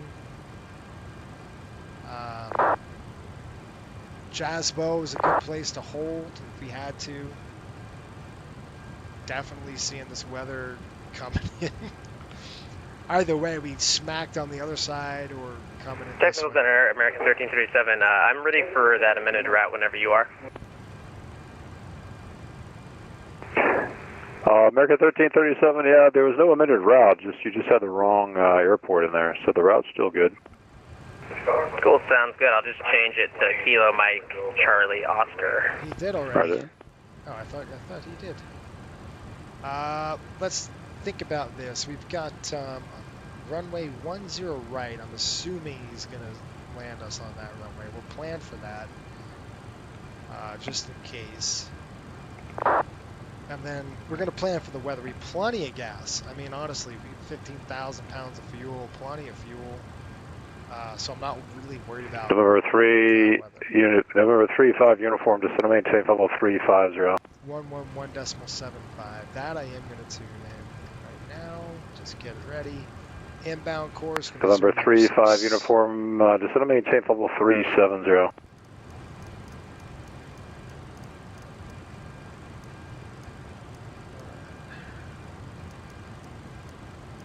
November 7835 uniform, descend and maintain level 370.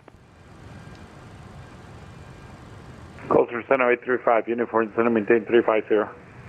Air 35 uniform, mid altitude 370. Descend and maintain 370, 35 uniform. Hey, what's up, Penn? How are you? We're just getting into Fort Lauderdale with some weather approaching. I wonder if the gust front hit yet. Weather's changed. 040 at 10. 10 statute miles. Few clouds at 25. Broken at 28. Broken at 12. Broken at 20,000. We've got remarks, sea level pressure, occasional lightning, distance southwest, cumulonimbus, distance southwest. Arrival expect ILS.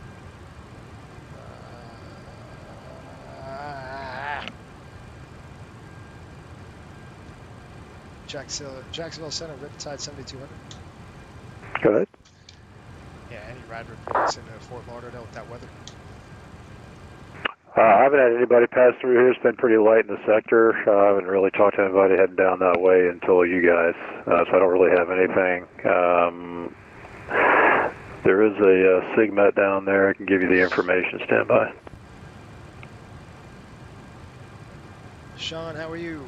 We going to see the trim tabs. SIGMET is 8 Eastern. That's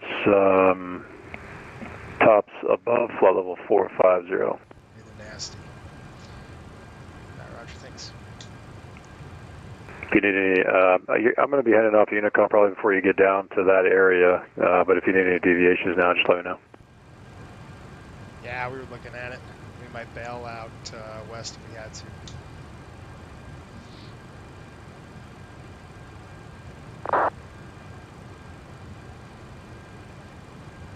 So the 3118, you're leaving my airspace. Land is offline. Radar services terminated. Frequency change approved. Good night. You know, part of me wants to just cut Delta across 3118, thank you so much for your service. Jump on the west side of the air. You're welcome. See you later. November 35 uniform. Just to maintain level 350. Gulfstream 7835 uniform. Center maintain 350.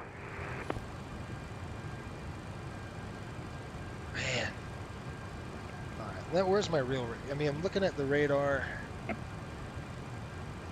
The wind picked up a little bit. You know, I'm expecting a flow to come out, a gust front to hit, like within the next 20 minutes, or less. I'm expecting a gust front to really take over and smash into it. Gentle aircraft, Jax 8 is Delta now current. Jacksonville altimeter 3014. So the dilemma is, what do we do, right? Do we... American 1337 cross Shim at maintain 11,000, Orlando altimeter 3010. I mean, we're talking tops at 45. We're not getting over those. And, you know, obviously, Flight Sim doesn't really depict that. I wish they did. It would make... American 1337. Make life just a little... American 1337, go ahead. American 1337, cross Shim at and maintain 11,000, Orlando altimeter 3009er.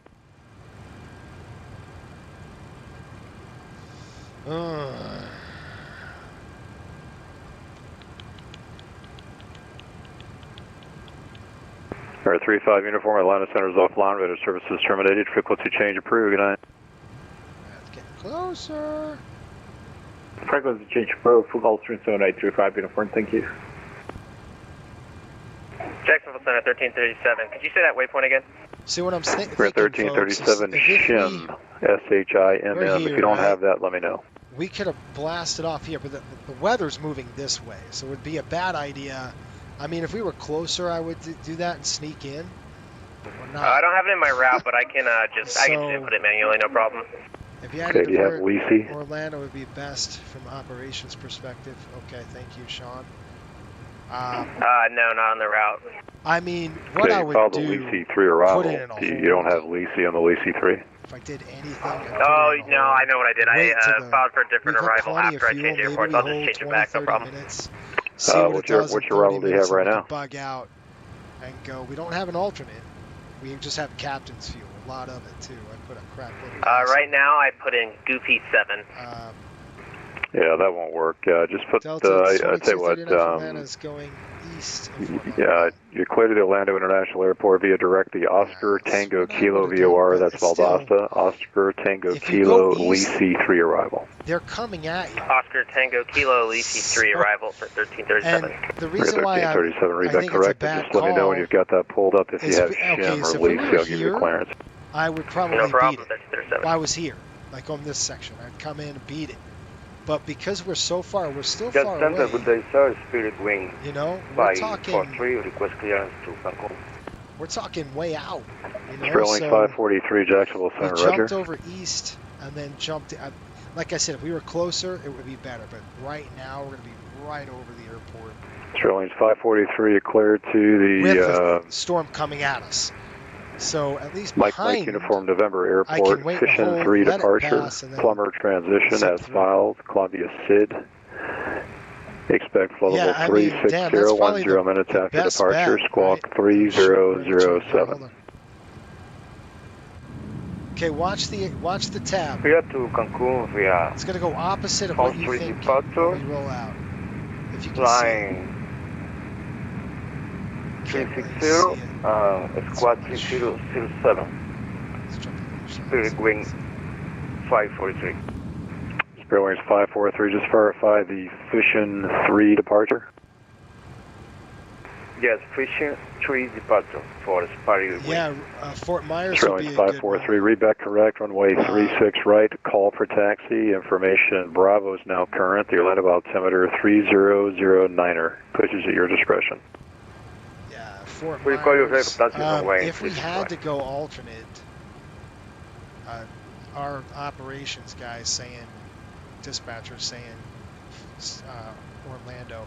Hey, do me a favor, Sean, could you calculate how much fuel I need if we bugged out, went to Orlando? So if somebody could do that calculation, so we're burning, I mean, I guess like on a dispatch point of view. So if we went to SimBrief right now and said Fort Lauderdale to Orlando, how much fuel are we going to need plus reserve, plus 45 minutes? If somebody would do that, I mean, I can, but I'm going to be busy here in a minute. I'm putting my seatbelt on now. The parachute's on. They're coming on.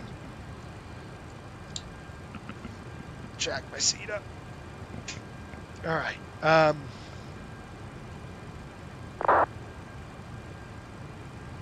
And by the way, folks, if you're not a member of the Flight Sim Broadcasting Network, we got to post that link to get on the Discord.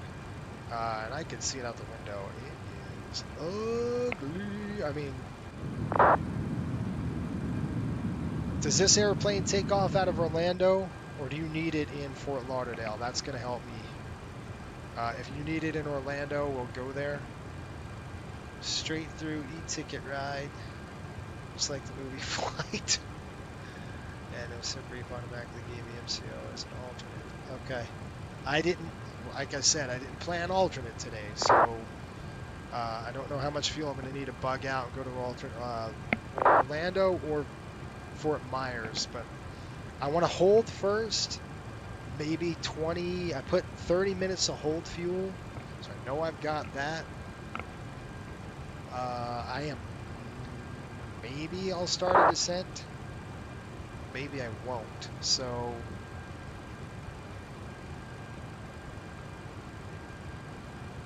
Miami is not online. I mean, it really, look at the weather. It really even extends to CeeLo. So if you look here at the weather, this is probably an old one. Let's go ahead and refresh this. Let's see what we got. So now you can see, is there specials yet? Fort Lauderdale reporting 040 at 10 still, no specials. So this is nasty on this side. What is that? You're looking at least an hour. Good evening, Jack Center, United 1836, passing through 2,400. I think approach just popped off. United 1836, Jacksonville Center, Club, maintain flight level 280, turn left, heading 340. All right, up to flight level 280, right left there. to 340, United 1836. This is going to be a beast. Because what you don't want to do is just kind of be cowboy and just tear through this crap. Riptide 7200, mine is gone, radar services terminated, frequency change approved, I go fly down there, we'll see you. All right, Howard, it's good to hear you. We'll see you at Riptide 7200. See ya. All right, we're going to go 122.8. Kind of work this out a little bit, maybe with Ryan. Ryan, you're on the same run, so I wonder, are you on my Discord? Maybe you can jump on Discord, Ryan. I don't know if you can, but if you're on the FSBN Discord channel, I'm gonna bug out and jump on that channel. Maybe you and I could chat and figure it out, kind of put our heads together. You've got fuel, so I don't have a lot of fuel. You do. It sounds like it, which is good. Let me see if I can get there first.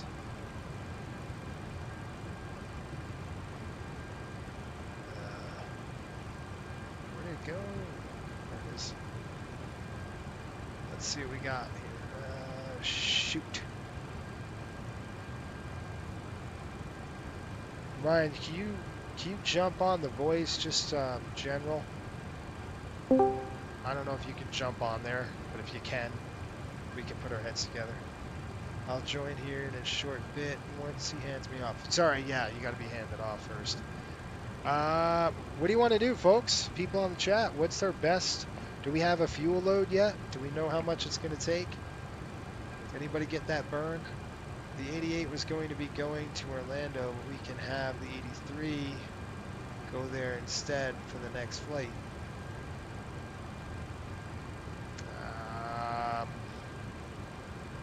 Alright, I need to know how much fuel are we going to burn? Could somebody do that really quick? Somebody do that on SimBrief? I'll do it. Let me go to SimBrief really quick and just kind of do some quick calculations on this, and we'll see what we can do here. Dispatch. I need to know how much fuel we're going to need. What the heck?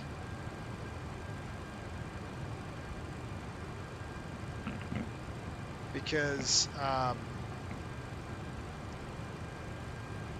we're not going to make it. I can guarantee you that. This sucker's going to be right over Fort Lauderdale by the time we even get to about Figna. And we don't want to be descending into this garbage. So, hey, hang on. Hey Ryan, how do you read? Hey, I hear you 5x5. What do you want to do, man? What are you thinking? Well, all your judgment there is really good. I'm just thinking what I've learned through my, student pilots kind of stuff. I mean, you don't want to be flying into any of that red. I mean, at best case scenario, you want to be beneath it, but I don't think we'll be low enough on that arrival once we get into where some of that weather's at. So, I mean, I have the fuel to hold. So, like, if you end up deciding to hold, I probably would end up doing that as well, just because I'd much rather see if you can get in there safely. You'll be the guinea pig in this case, but. I mean, I automatically am already thinking about holding, because just with what I'm seeing with the weather over Fort Lauderdale, just to give it at least a few minutes to let that go by, because I mean it might be a fast moving cell anyway, so I'm going to continue to monitor it. But initially it looked like it was like already over the airport and was moving back past it, which is why I was like, we might be lucky to descend underneath it, but the closer I'm looking at it, it's like just sitting over there. So it's kind of just holding off, it seems like. It's just kind of camped out right now. Yeah, I'm trying to figure out how much fuel. Because one of the viewers, whoever it was, mentioned Spirit Airlines. Then I noticed a Delta. They were using the that idea you had of coming in on the east side, and I get that. Like what you were saying is, if you were closer, it would make a lot more sense to do that. I mean, actually, however, that Delta flight is already on that east side, so yeah, see what I mean? You may be lucky in going that direction. Yeah, but they beat it already, so we're too far away still. True. Yeah, exactly, and that's and then we'd end up being like that one Southwest that you put up a while ago, where they flew into the storm, and we don't really want to be doing that either. No, so I'm not flying through the storm. I'm going to try to do it as real as I possibly would. Yeah, I'm not going to. Exactly. I'm just calculating right now to see what we have. If we went Fort Lauderdale to Orlando, I'm going to hold less because I won't have that dang time. Well, I'm looking, you know, you were talking about deciding at Fetter. If you decide by Fetter, and I've not crossed Cleto yet, I'll probably hold at Cleto if you're holding there at Fetter. Otherwise, if you decide to just bug out and go to MCO, I'll probably end up going there too, either way. Or, what was it, Fort Myers? Yeah, Fort Myers is good, but that's going to, operationally, that's not going to work for me. So, yeah, it's exactly. either Orlando or it's Fort Lauderdale. Yep. And then let me see what we've got here. If I generate this flight with 45-minute reserves, I need at least 13.9. What we got on board? 14. That's not too much wiggle room. Probably enough for one hold, maybe. Not even close. Let's see. I mean, the weather right now, 040 at 10 miles visibility, few clouds. It still hasn't gone special yet, but it's knocking on the door. Yeah. Yeah. And the thing is, most of that weather is still even, I'm just looking at the radar right now, and it's still like, it's over that entire tip of Florida there, so it's not like it's over it or east of it.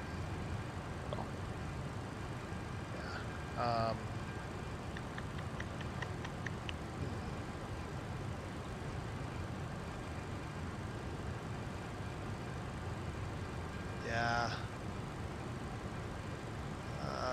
Shoot.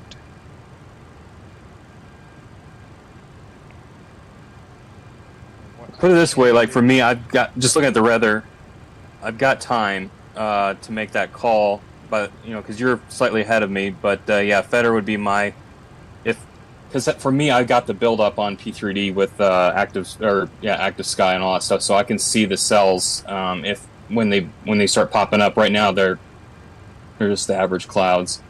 But yeah, if I start seeing supercells, I'm definitely not going anywhere near that. What's deceiving is the weather is not even going special yet. I mean, it's saying cumulonimbus distance southwest. Where is my? I have a super duper radar app. I'm gonna pull that up too. It's just gonna help me to see kind of the reflectivity.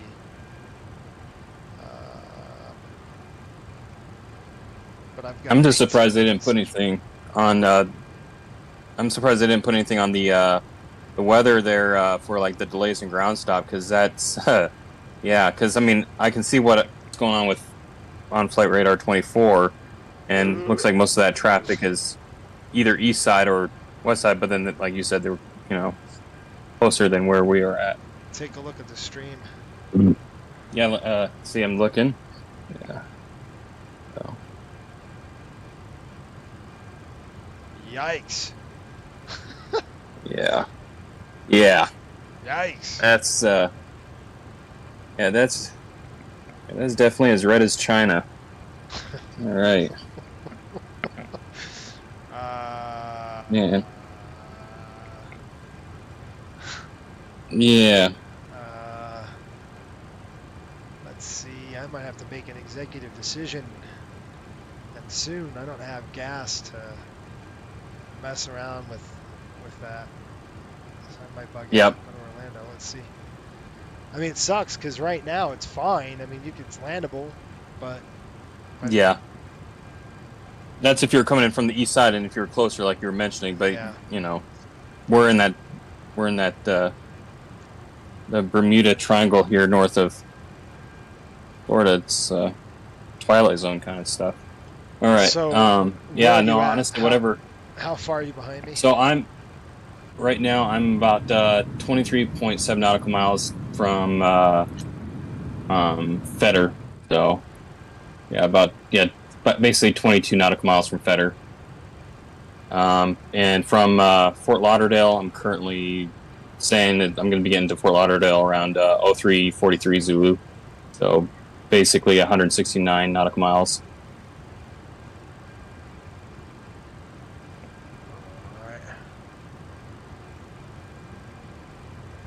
All right, Sean, what are we doing, bud? I'm going to call dispatch on this one.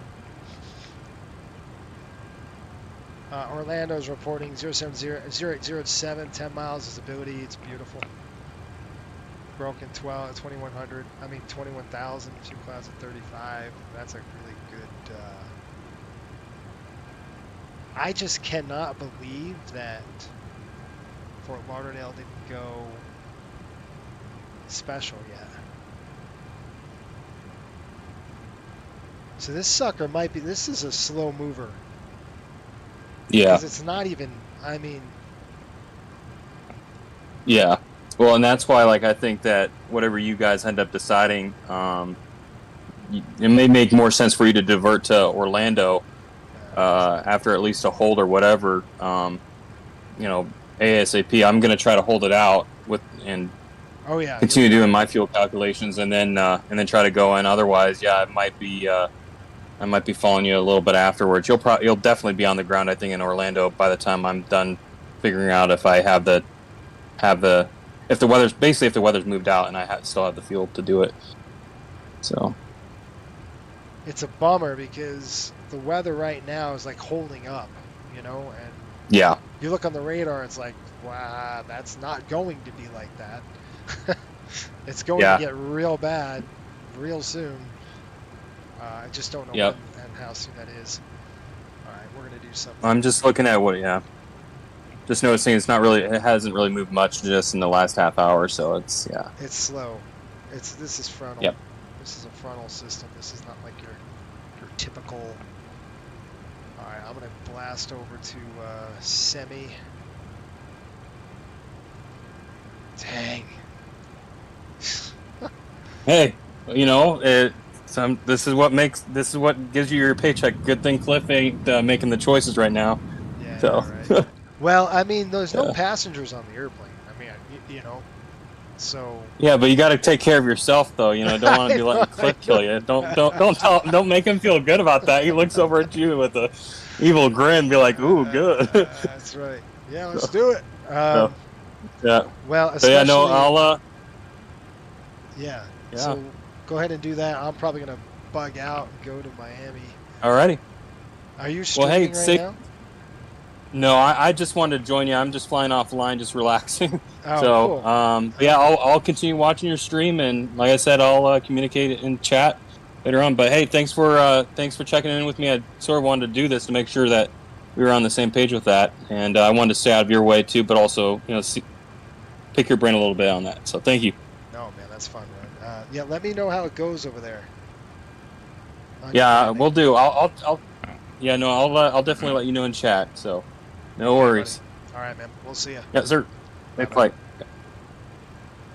All right, folks. This is what we're going to do. We're breaking off of the arrival right now. We're going to back down the speed just a little bit. I'm going to slow down that. Why is this not working?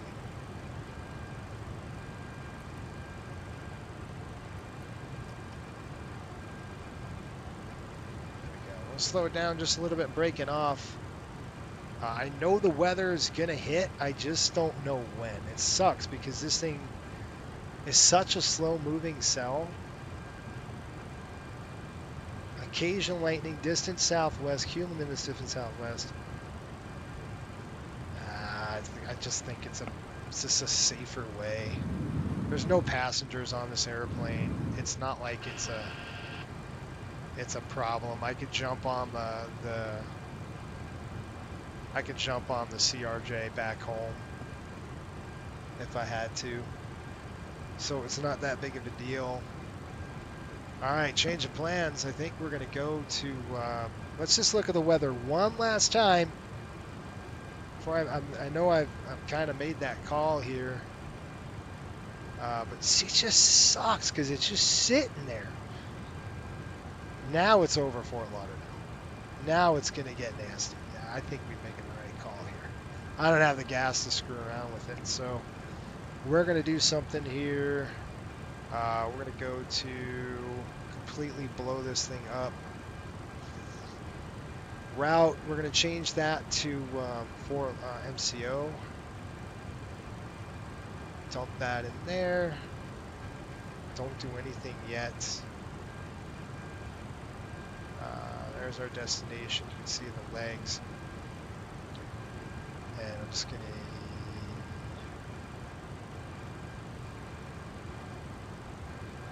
I wonder if I can do the alternate.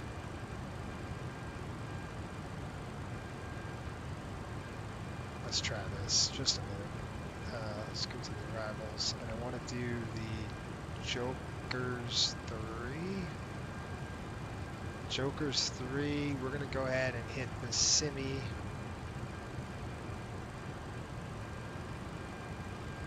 Execute that. Go to legs page.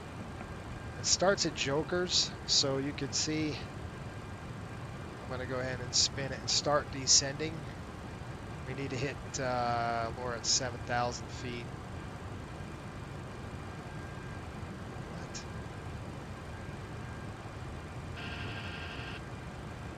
Yeah. All right, so let's go to Jokers right now. Direct.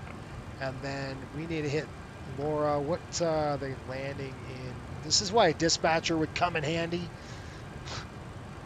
Gosh. Where are you? 0807, 10 miles visibility, fuel clouds at 35. We're landing northbound. I got to get down now. Like right now. Laura is at 77,000 feet. So if you can look here, where the heck is that? Okay, so Joker's 3 arrival. Let's go arrivals, and I can start the descent.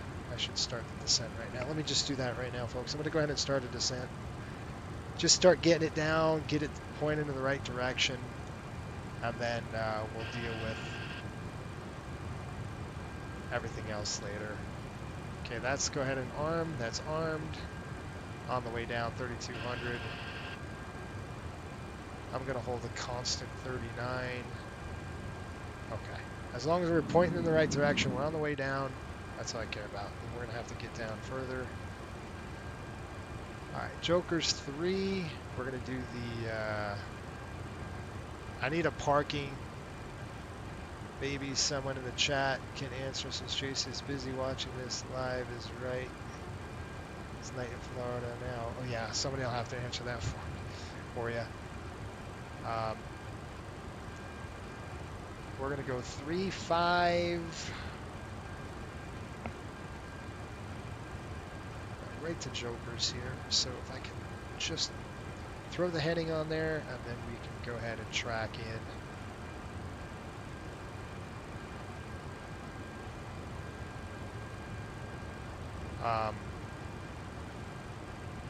Jack's still on? Yes, they are. 135, 925. Let's call Jack's up.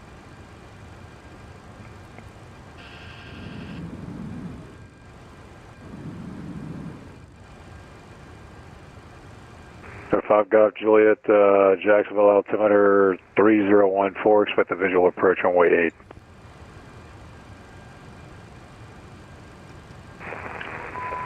Altimeter 3014, will you be able to get the RNAV Yankee for runway 85 Golf Juliet? Air 5 Golf Juliet, put the RNAV Yankee runway 8 approach. Expect the RNAV Yankee runway 8 approach station 5 Golf Juliet. Every time we're inbound, coming in from the south.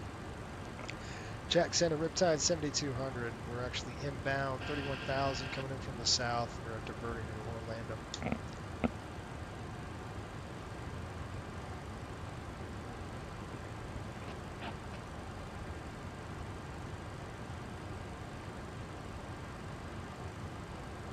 Riptide 7200, Jacks, welcome back, squawk 1052. 1052. 1052.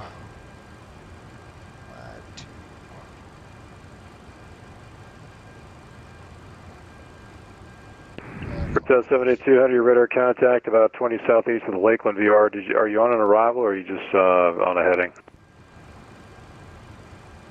We're planning on Yeah, we were planning on Jokers 3, but you tell me what you want. All right, you already got it plugged in? Sort of, yes. Okay. I mean, if you need vector, just let me know. If you've got the Jokers 3 plugged in your own profile, I can just give you the clearance. Yeah, we got it plugged in. We're on profile. Because Riptide 7200, roger. You clear the Orlando International Airport, Jokers 3 arrival. Descend via the Jokers 3 arrival, landing north, Orlando altimeter 3009er. Okay, clear the Jokers 3. Descend via the Jokers 3. Understand landing north, Riptide 7200. At 7200, reback correct. And where are you parking tonight? Probably on the general aviation side. Roger.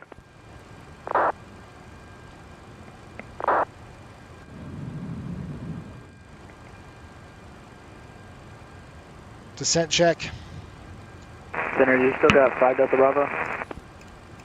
Affirmative. Fuel quantity. Checked. I'm not. Looks like you're. Are you on? I'm not. Complete. You look like you might be offline, like on the sim, but I hear you. Performed. Yeah, that's what I'm asking. I don't know. It keeps bugging out. Set. Descent check complete. Alright, guys. What I'm going to do now is we're on the Jokers, yet we're landing to the north, so we're going to have to pull that now. That's the next thing I got to do. The load's gotten really busy, so hang on. Riptide 7200. Looks like it might be a little bit high for the arrival there. No problem. We'll get you down. Let's do this. Just turn right, heading 090. Just want to maintain 17,000. Okay, right turn.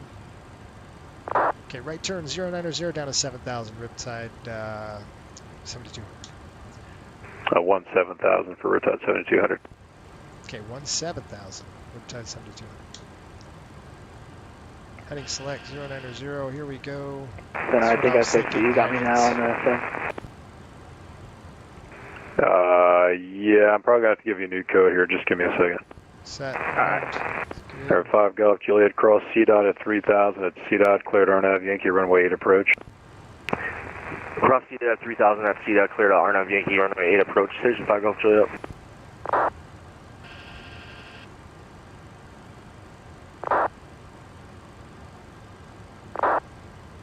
090, they're heading down to 17,000. Set.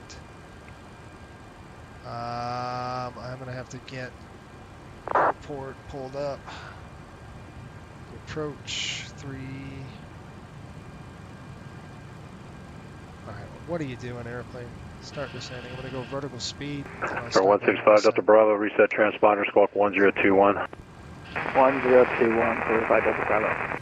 Give them a good rate. Riptide 7200, I can expect the RNAV runway 36 left from Amoebi. Can we expect the RNAV 36 left?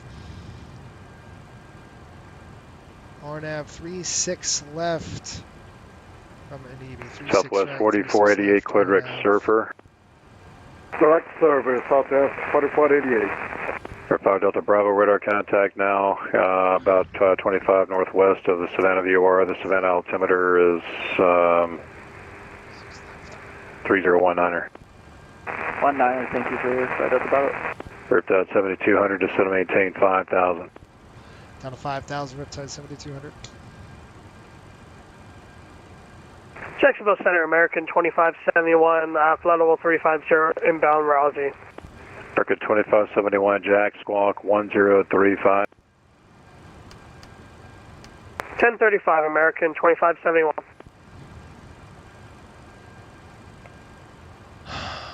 Orlando 3009er.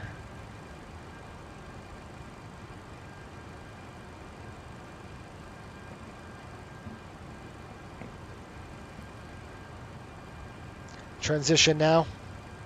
Set. American 2571, radar contact 15 miles southeast of the Ozina intersection. Maintain level 350.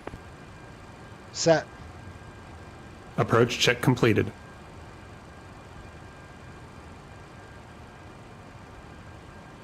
Okay, I see MBB. We're going to make sure we got the right one here. 36 left.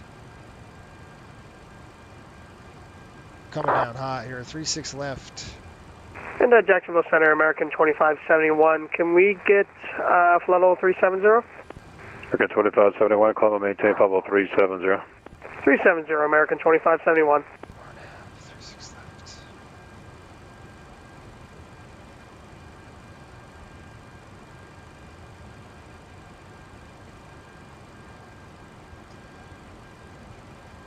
All right, seatbelts coming on. Parachutes. Hey, somebody look at Fort Lauderdale's weather. What is it saying right now, Fort Lauderdale?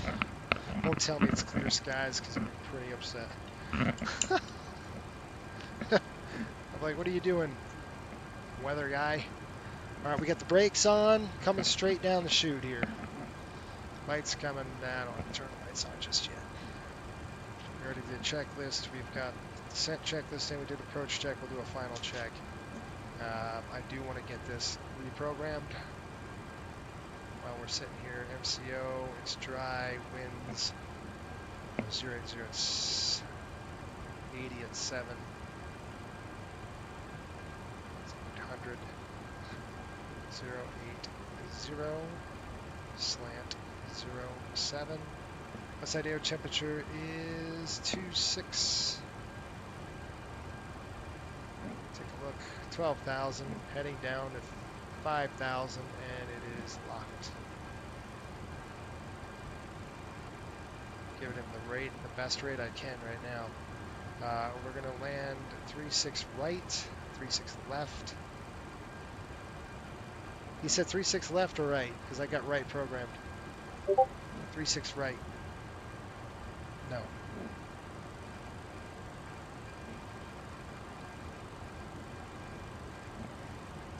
Jax, just confirm 36 left for Riptide 7200. Affirmative. Gotcha.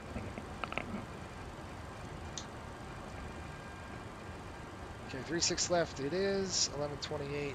Got the QNH in there. QNH is 3009er, it's close enough. Calculate.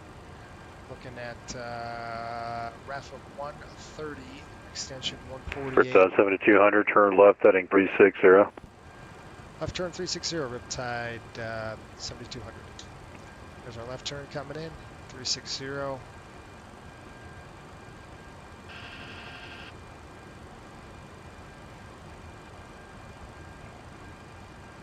Alright, there's 8,000 feet. We're turning left right now. I'm going to go ahead and bring it in. Just kind of get my SA with me.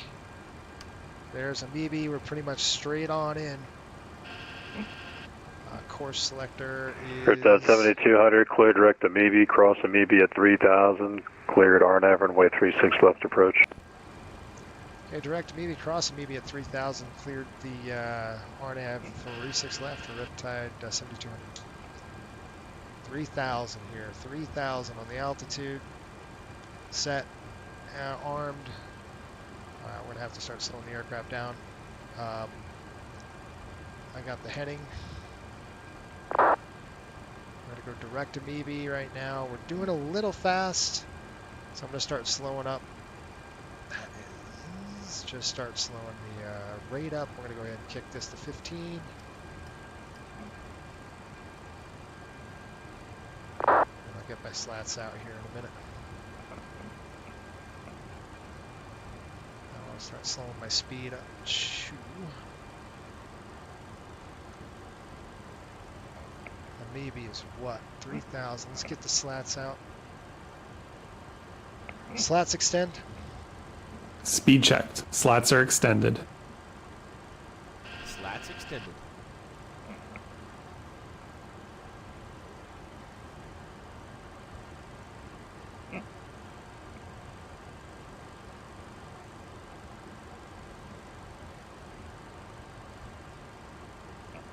Jacksonville Center, good day. November 24 Victor Mike, climbing through 9,000 for 12,000.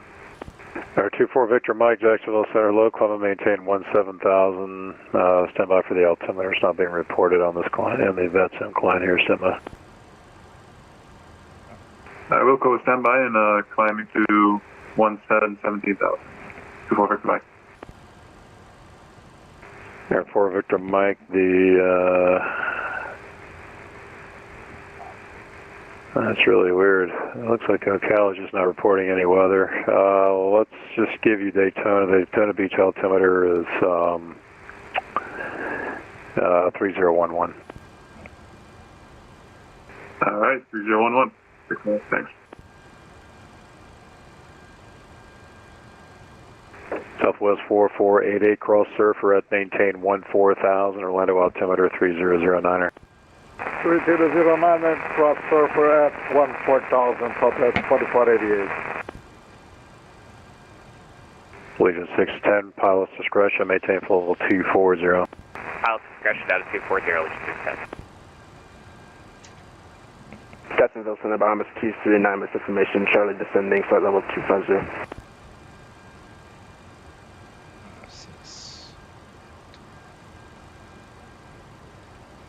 Bahamas 239, Jack Squawk 1047. Squawk 1047, Bahamas 229.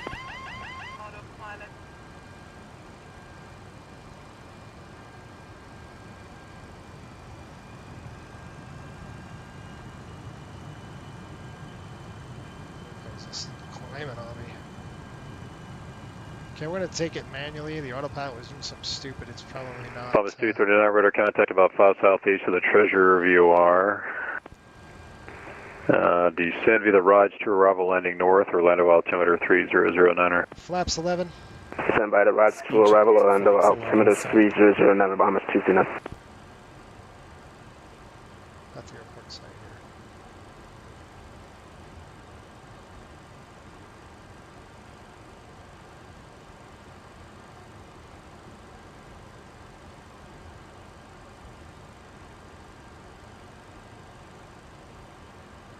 Riptide 7200, the wind's 0807, runway 36 left, clear to land. Copy the winds, 36 left, clear to land, Riptide 7200. Set. Air 5 Golf Juliet, the Jax winds 0606, runway 8, clear to land. Flap 15. Clear to land, runway 8, to Chicago. Speed checked. Flaps 15 set.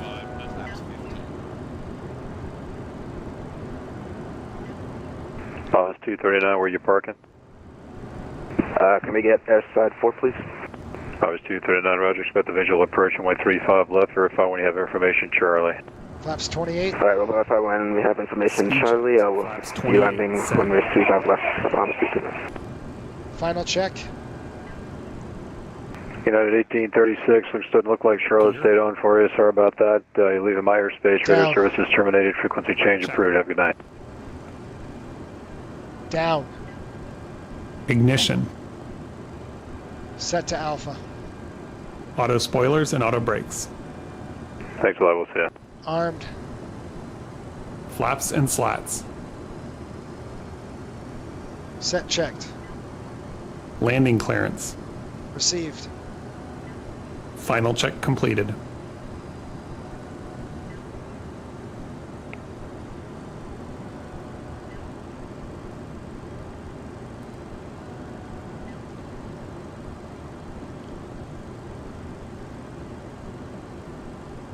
Rise a kite, folks. I get it on speed 140 on the ref.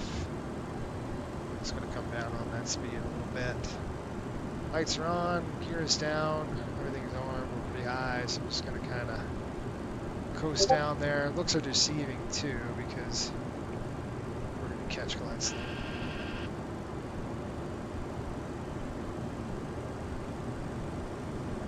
$13 knot crosswind right now. Check. Sink about 1,500 feet a minute. We're coming in pretty good.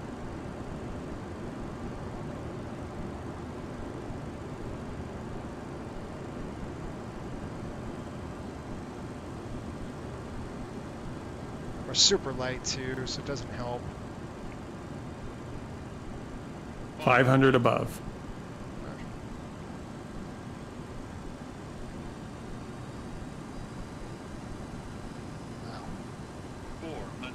Touchy. Sink rate. Roger, Sink I got rate. it. Correcting. 200. Align. Set. Approaching minimums. 50, Flare.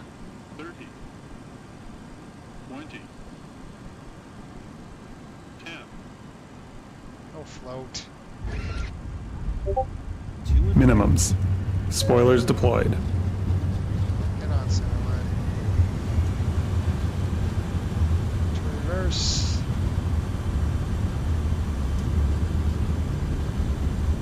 $80 knots.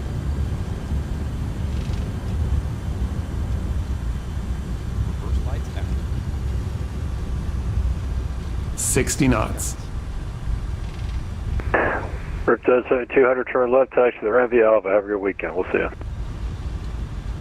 All right, left turn over to the ramp via Alpha. Riptide 7200. Thanks for the accommodation.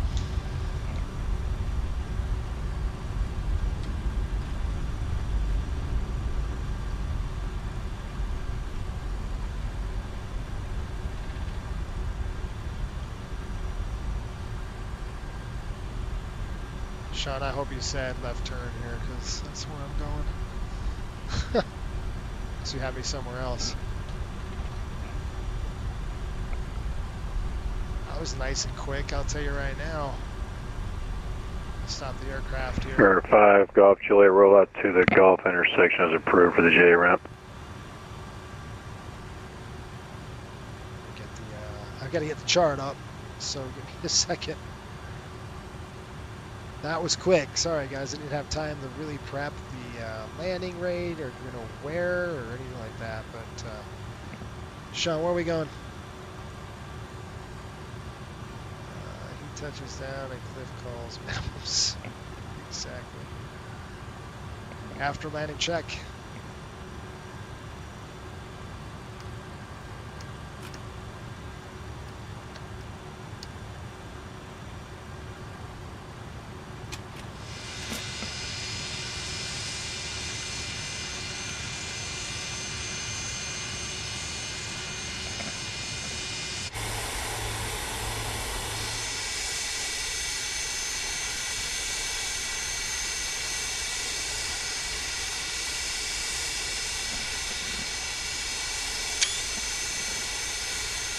After landing check completed. Conclusion of our flight. Flaps and slats. Please remain seated with your seatbelt fastened until the captain has turned off the seatbelt sign and the aircraft is parked safely at the gate. This will be your indication it is safe to move about the cabin. Gather your Alright, belongings we're going to go ahead and taxi over there. We'd like to thank you for flying with us today. Now we'll turn to the west Appreciate your ramp. business and hope to see you again on a future flight. Well, hopefully that was fun. Holy smokes. That kept me busy. What's the Fort Lauderdale weather right now? Oh, Jason, it's clear skies. Totally my luck. The thing, this is a little easier to make. I mean, the decision, we'll break it down. There's nobody on this airplane. The only thing we have is cargo, which you probably have to pay to get shipped down there now. Air 5, Golf Juliet, taxi to the ramp. Good night. We probably put it on our CRJ that's leaving tonight to Miami. Bombas 239, flooding 330, just to maintain 3000, intercept the runway 35 left localizer. Spirit Fly heading 330, to maintain 3000, intercept the localizer Bahamas 239. Jacksonville Center, TWA 500. TWA 500, go ahead. Jacksonville Center, TWA 500 has information Charlie on board, descending via Cuban 1 arrival to runway 8, TWA 500. Got away from me quick. TWA 500, Jack Center, squawk 1003. Squawk 1003, squawk at TWA 500. Look at the ATIS TWA now. 500, radar contact, about 20 southeast of the Ormond Beach VOR. Descend via the Cuban 1 arrival, runway 8 transition, Jack altimeter 3014. Descend via Cuban 1 arrival to transition to runway 8. Hey Sean, where am I parking this thing? Do you know? 4 for TWA 500. Where are we going? Bombas 239, we only have Orlando in sight. Hey guys, I gotta buy the scenery. We'll confirm airport in sight on the 229.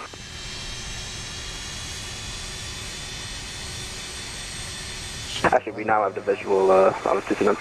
That was 239, clear visual approach, runway 35 left.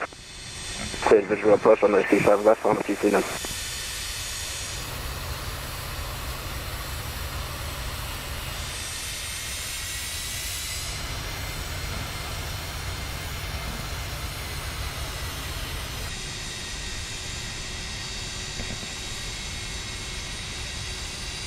Check Discord. Alright, stand by. Hold on, I gotta calibrate my nose to it. It's not working.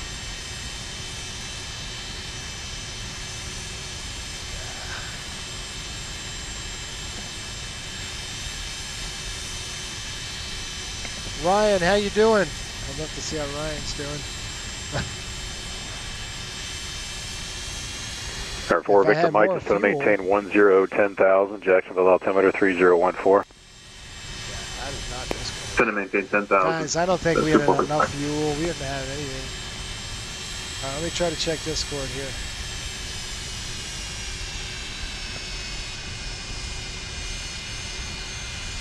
Trying to do like 2,000 things at once here, you know?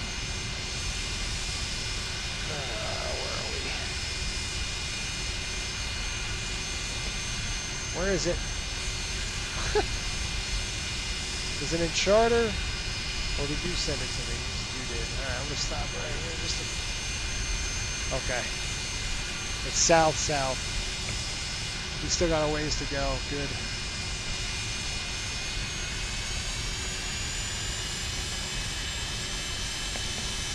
Signature ramp. Okay, so it's all the way to the south here. Let's see, it's ramp 3, west side.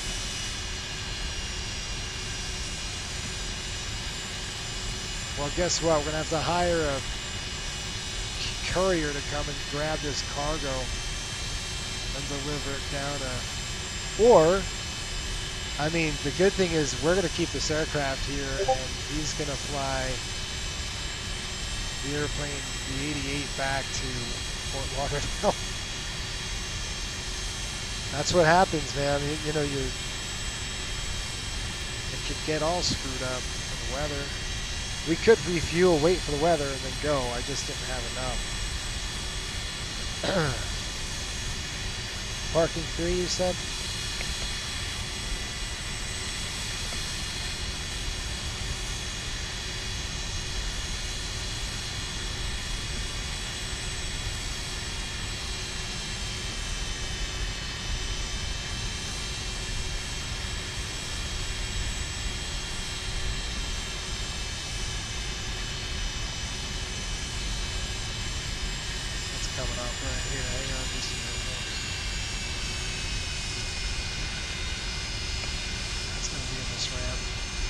FBO, I see it.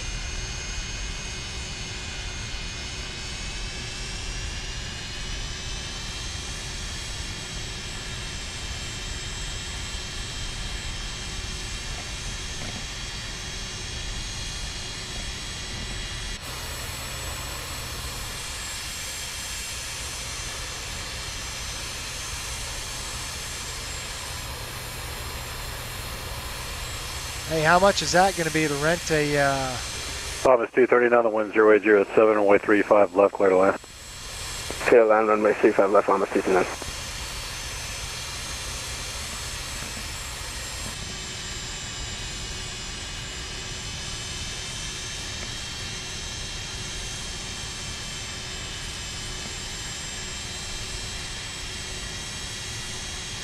Yeah, I've got... How's the new MCO scenery, folks? Is it worth it?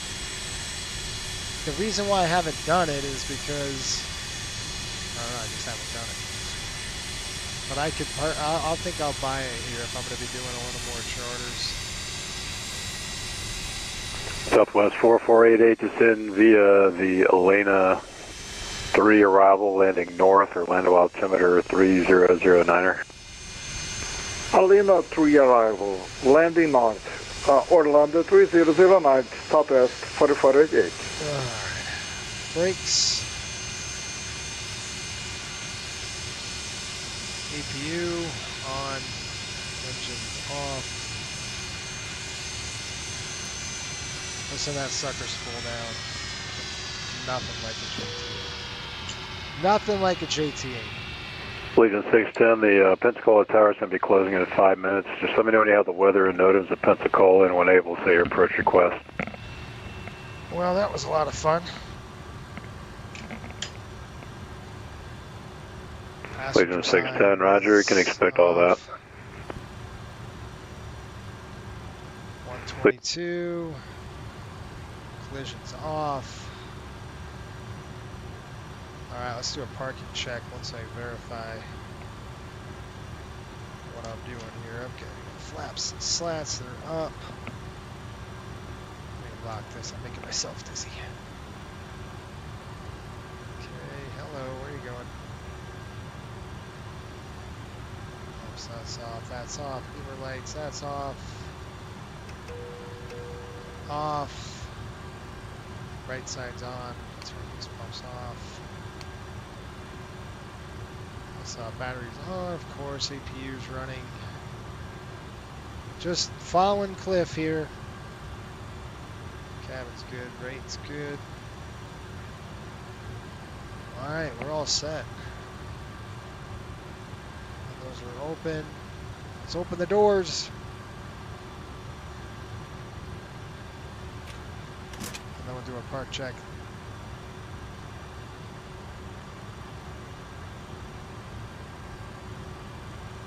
Let's turn those dang aux pumps off.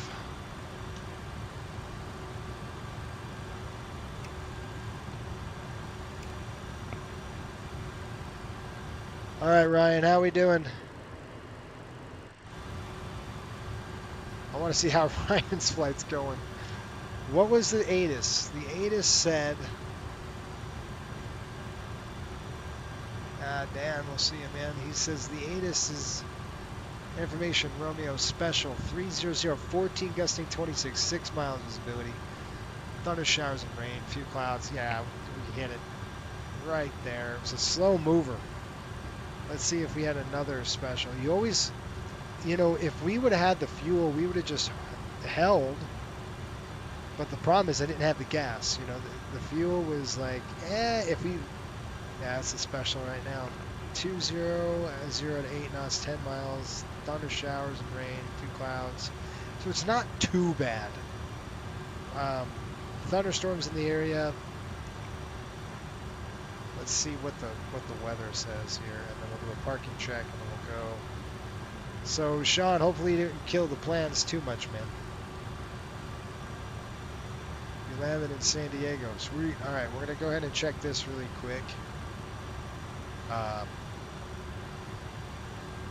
Let's see what we got. I mean, it's not this, right? You say, okay, this passes. Well, what's behind it, folks? That's another. You're looking at another at least, and this is slow. This is a slow-moving cell because this is not your typical heating. This is not an air mass. This is a frontal. This is frontal activity for sure. All this. There's a stationary front just camped right here with low pressure. So, Sean says, I think it'll work out. Good. You're drawing circles at Figna. I mean, you're doing the right thing. It's just holding or diverting even. So, I just didn't have the fuel. I didn't have an alternate because it was reported to be vicinity showers. So, I technically didn't need an alternate. But I put on captain's fuel. Like we could have landed pretty good. Let me go ahead and, speaking of which, I'm going to have to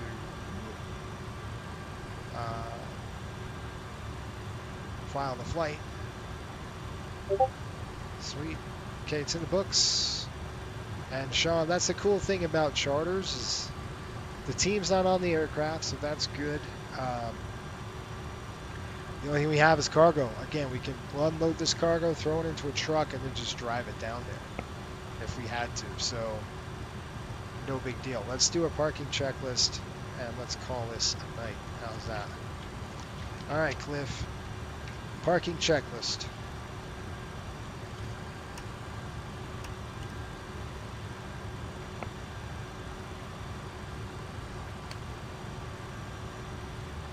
Parking brakes. Set. Flaps and slats. Retracted. APU or external power. Established. Established. Fuel levers. Off. Anti-collision. Off. Hydraulic pumps. Off. Seatbelt switch. Off. Ice protection panel. Off. Transponder. Stand by. Parking check completed.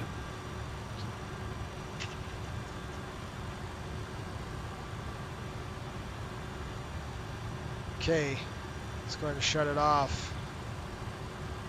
That's it. It was SRQ. We'll see you, man. Good job on the landing, buddy. And I'll get to your comments here in just a minute. Let me just shut the aircraft off. Like, shut everything down now. I want to burn fuel here. APU. Ah. So the air off. APU's off. One.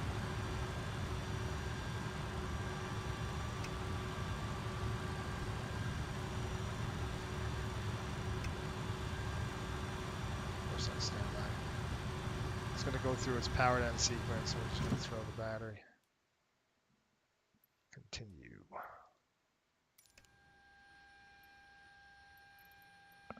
Okay, coming upstairs. That's off. Your power's off. That's off. All the pumps are off. APU spooling down.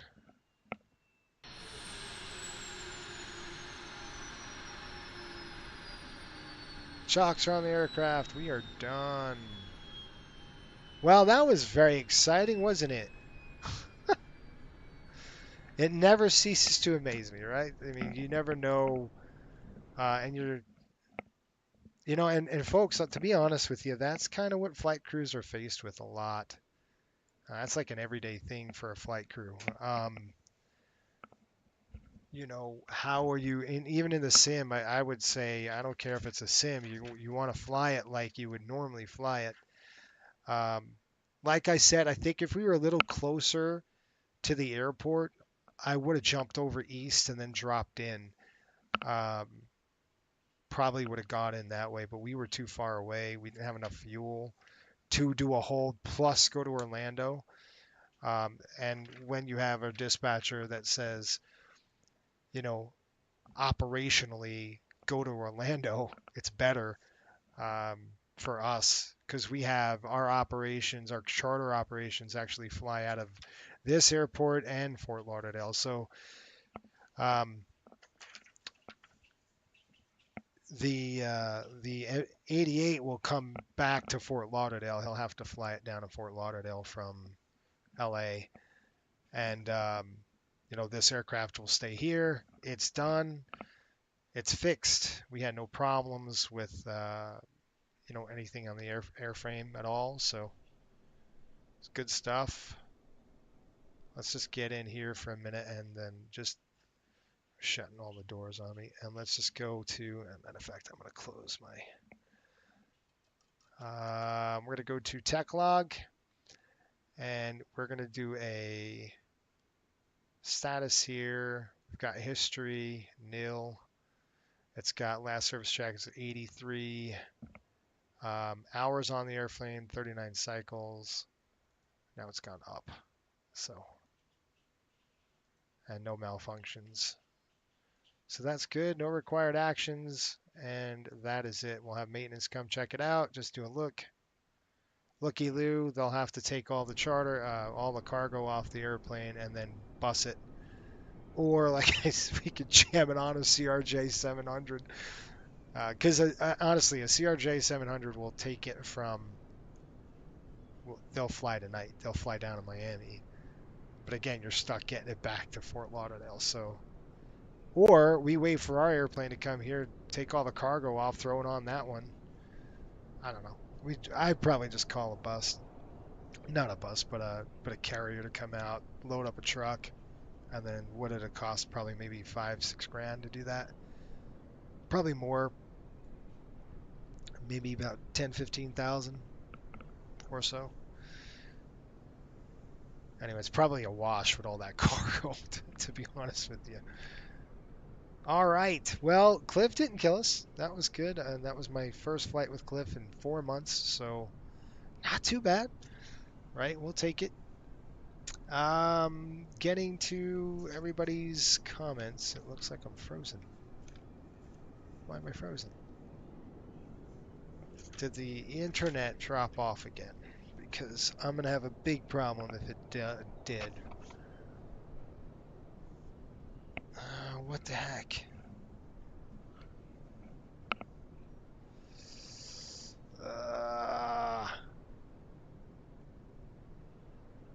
Looks like I'm in this buffering thing. I shouldn't be buffering. You gotta be kidding me, right?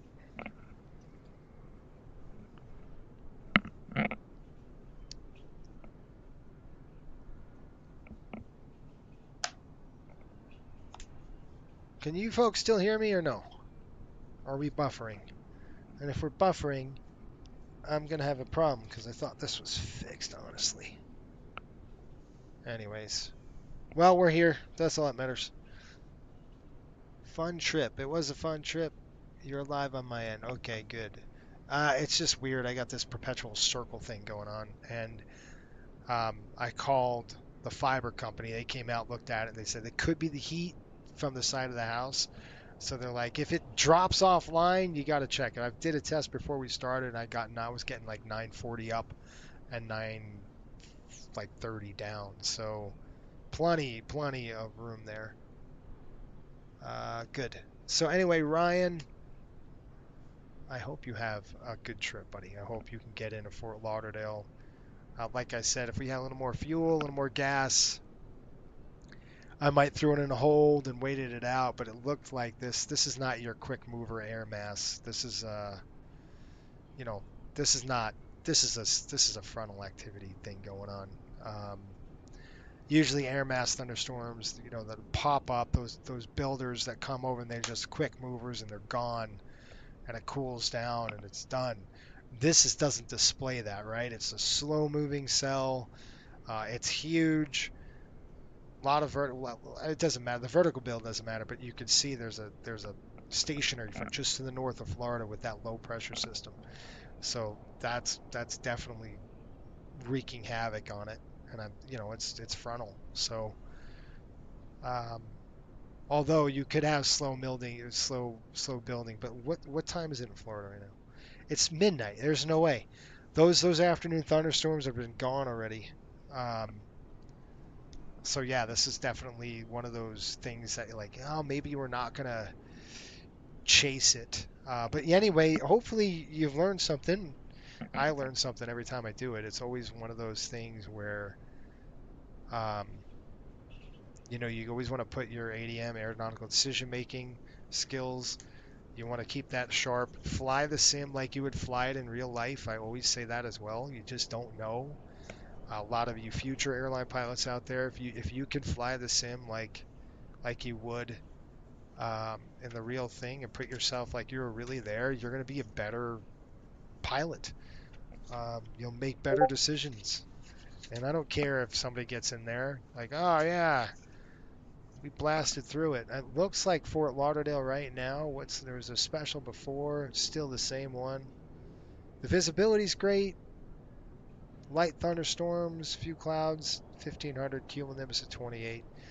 But again, what's like if you read that, you're like, oh, I can get in there. Sure. Now, what's the danger of thunderstorms? I mean, low to the ground, cumulonimbus, you can always have a microburst. Always in the back of your mind. Anytime you hear a thunderstorm, think microburst. It just can happen, especially low to the ground. So you always have to weigh that out like, man, do I really want to mess with that?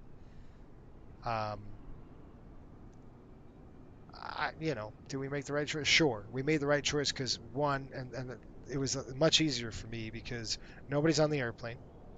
So I don't have to put anybody on a bus and head them down to Fort Lauderdale. So that's number one. Two, we have our dispatcher on here, our charter manager is like, get it, we're okay in Orlando. Okay, great. That makes your decision a little easier. And three, I didn't have the fuel. If I had the fuel to hold, I probably would have held for about maybe 20 to 30 minutes and then broke off and went to Orlando. And another thing is I didn't have the alternate fuel, right? I didn't have that gas loaded. I had captain's fuel. I had emergency stash for that reason, because I knew thunderstorms were going to be in the area, but it wasn't forecasted to be on top of the field, in the vicinity. So anyway, has Coastal added any new aircraft? We are adding a new MD-80, a new MD-83. So that's coming in hopefully in a week or so, a couple weeks. And you'll see that flight. We'll do a delivery flight down into from Roswell, New Mexico, over to the New York area in Westchester County, where the airplane is going to be stationed. So anyway, hope that's fun. Next week, let me know, folks from Patreon, let me know what you want to see next week. We can do a 737. We can do if we do a 7.3, it's probably going to be a day trip because I've got to get ready for this MD-80. So charter runs are starting here for me. Anyway, folks, I hope you had a great, microburst, hail, turbulence, you name it. Lightning strikes. That's right. Everything can go wrong in a thunderstorm. But I hope you all enjoyed the stream. If you're new to the channel, make sure you subscribe to us. Check us out, Flight Sim Broadcasting Network. Obviously, you're here. And on Instagram, it's at Coastal Airways. And last but not least, check out our new shop, www.coastalairwaysshop.com. You might want to put that www in first because if you just do coastalairways.com, it's kind of weird sometimes. But check out the merch. That helps the channel too. And you get cool stuff. All right, folks, until next time, keep the blue side up and the brown side down. We will see you folks next week on Friday at this new time. Okay? Ciao.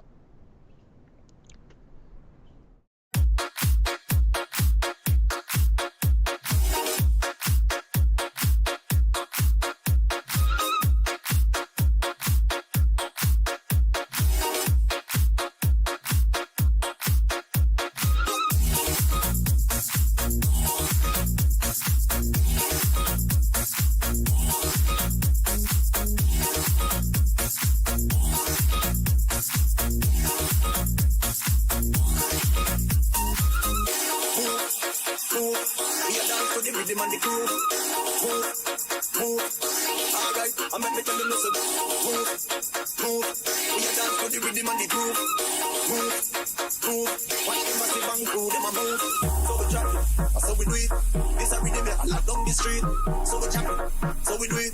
This is when I come feel lock down the street. Alright, so we chop it. So we do it.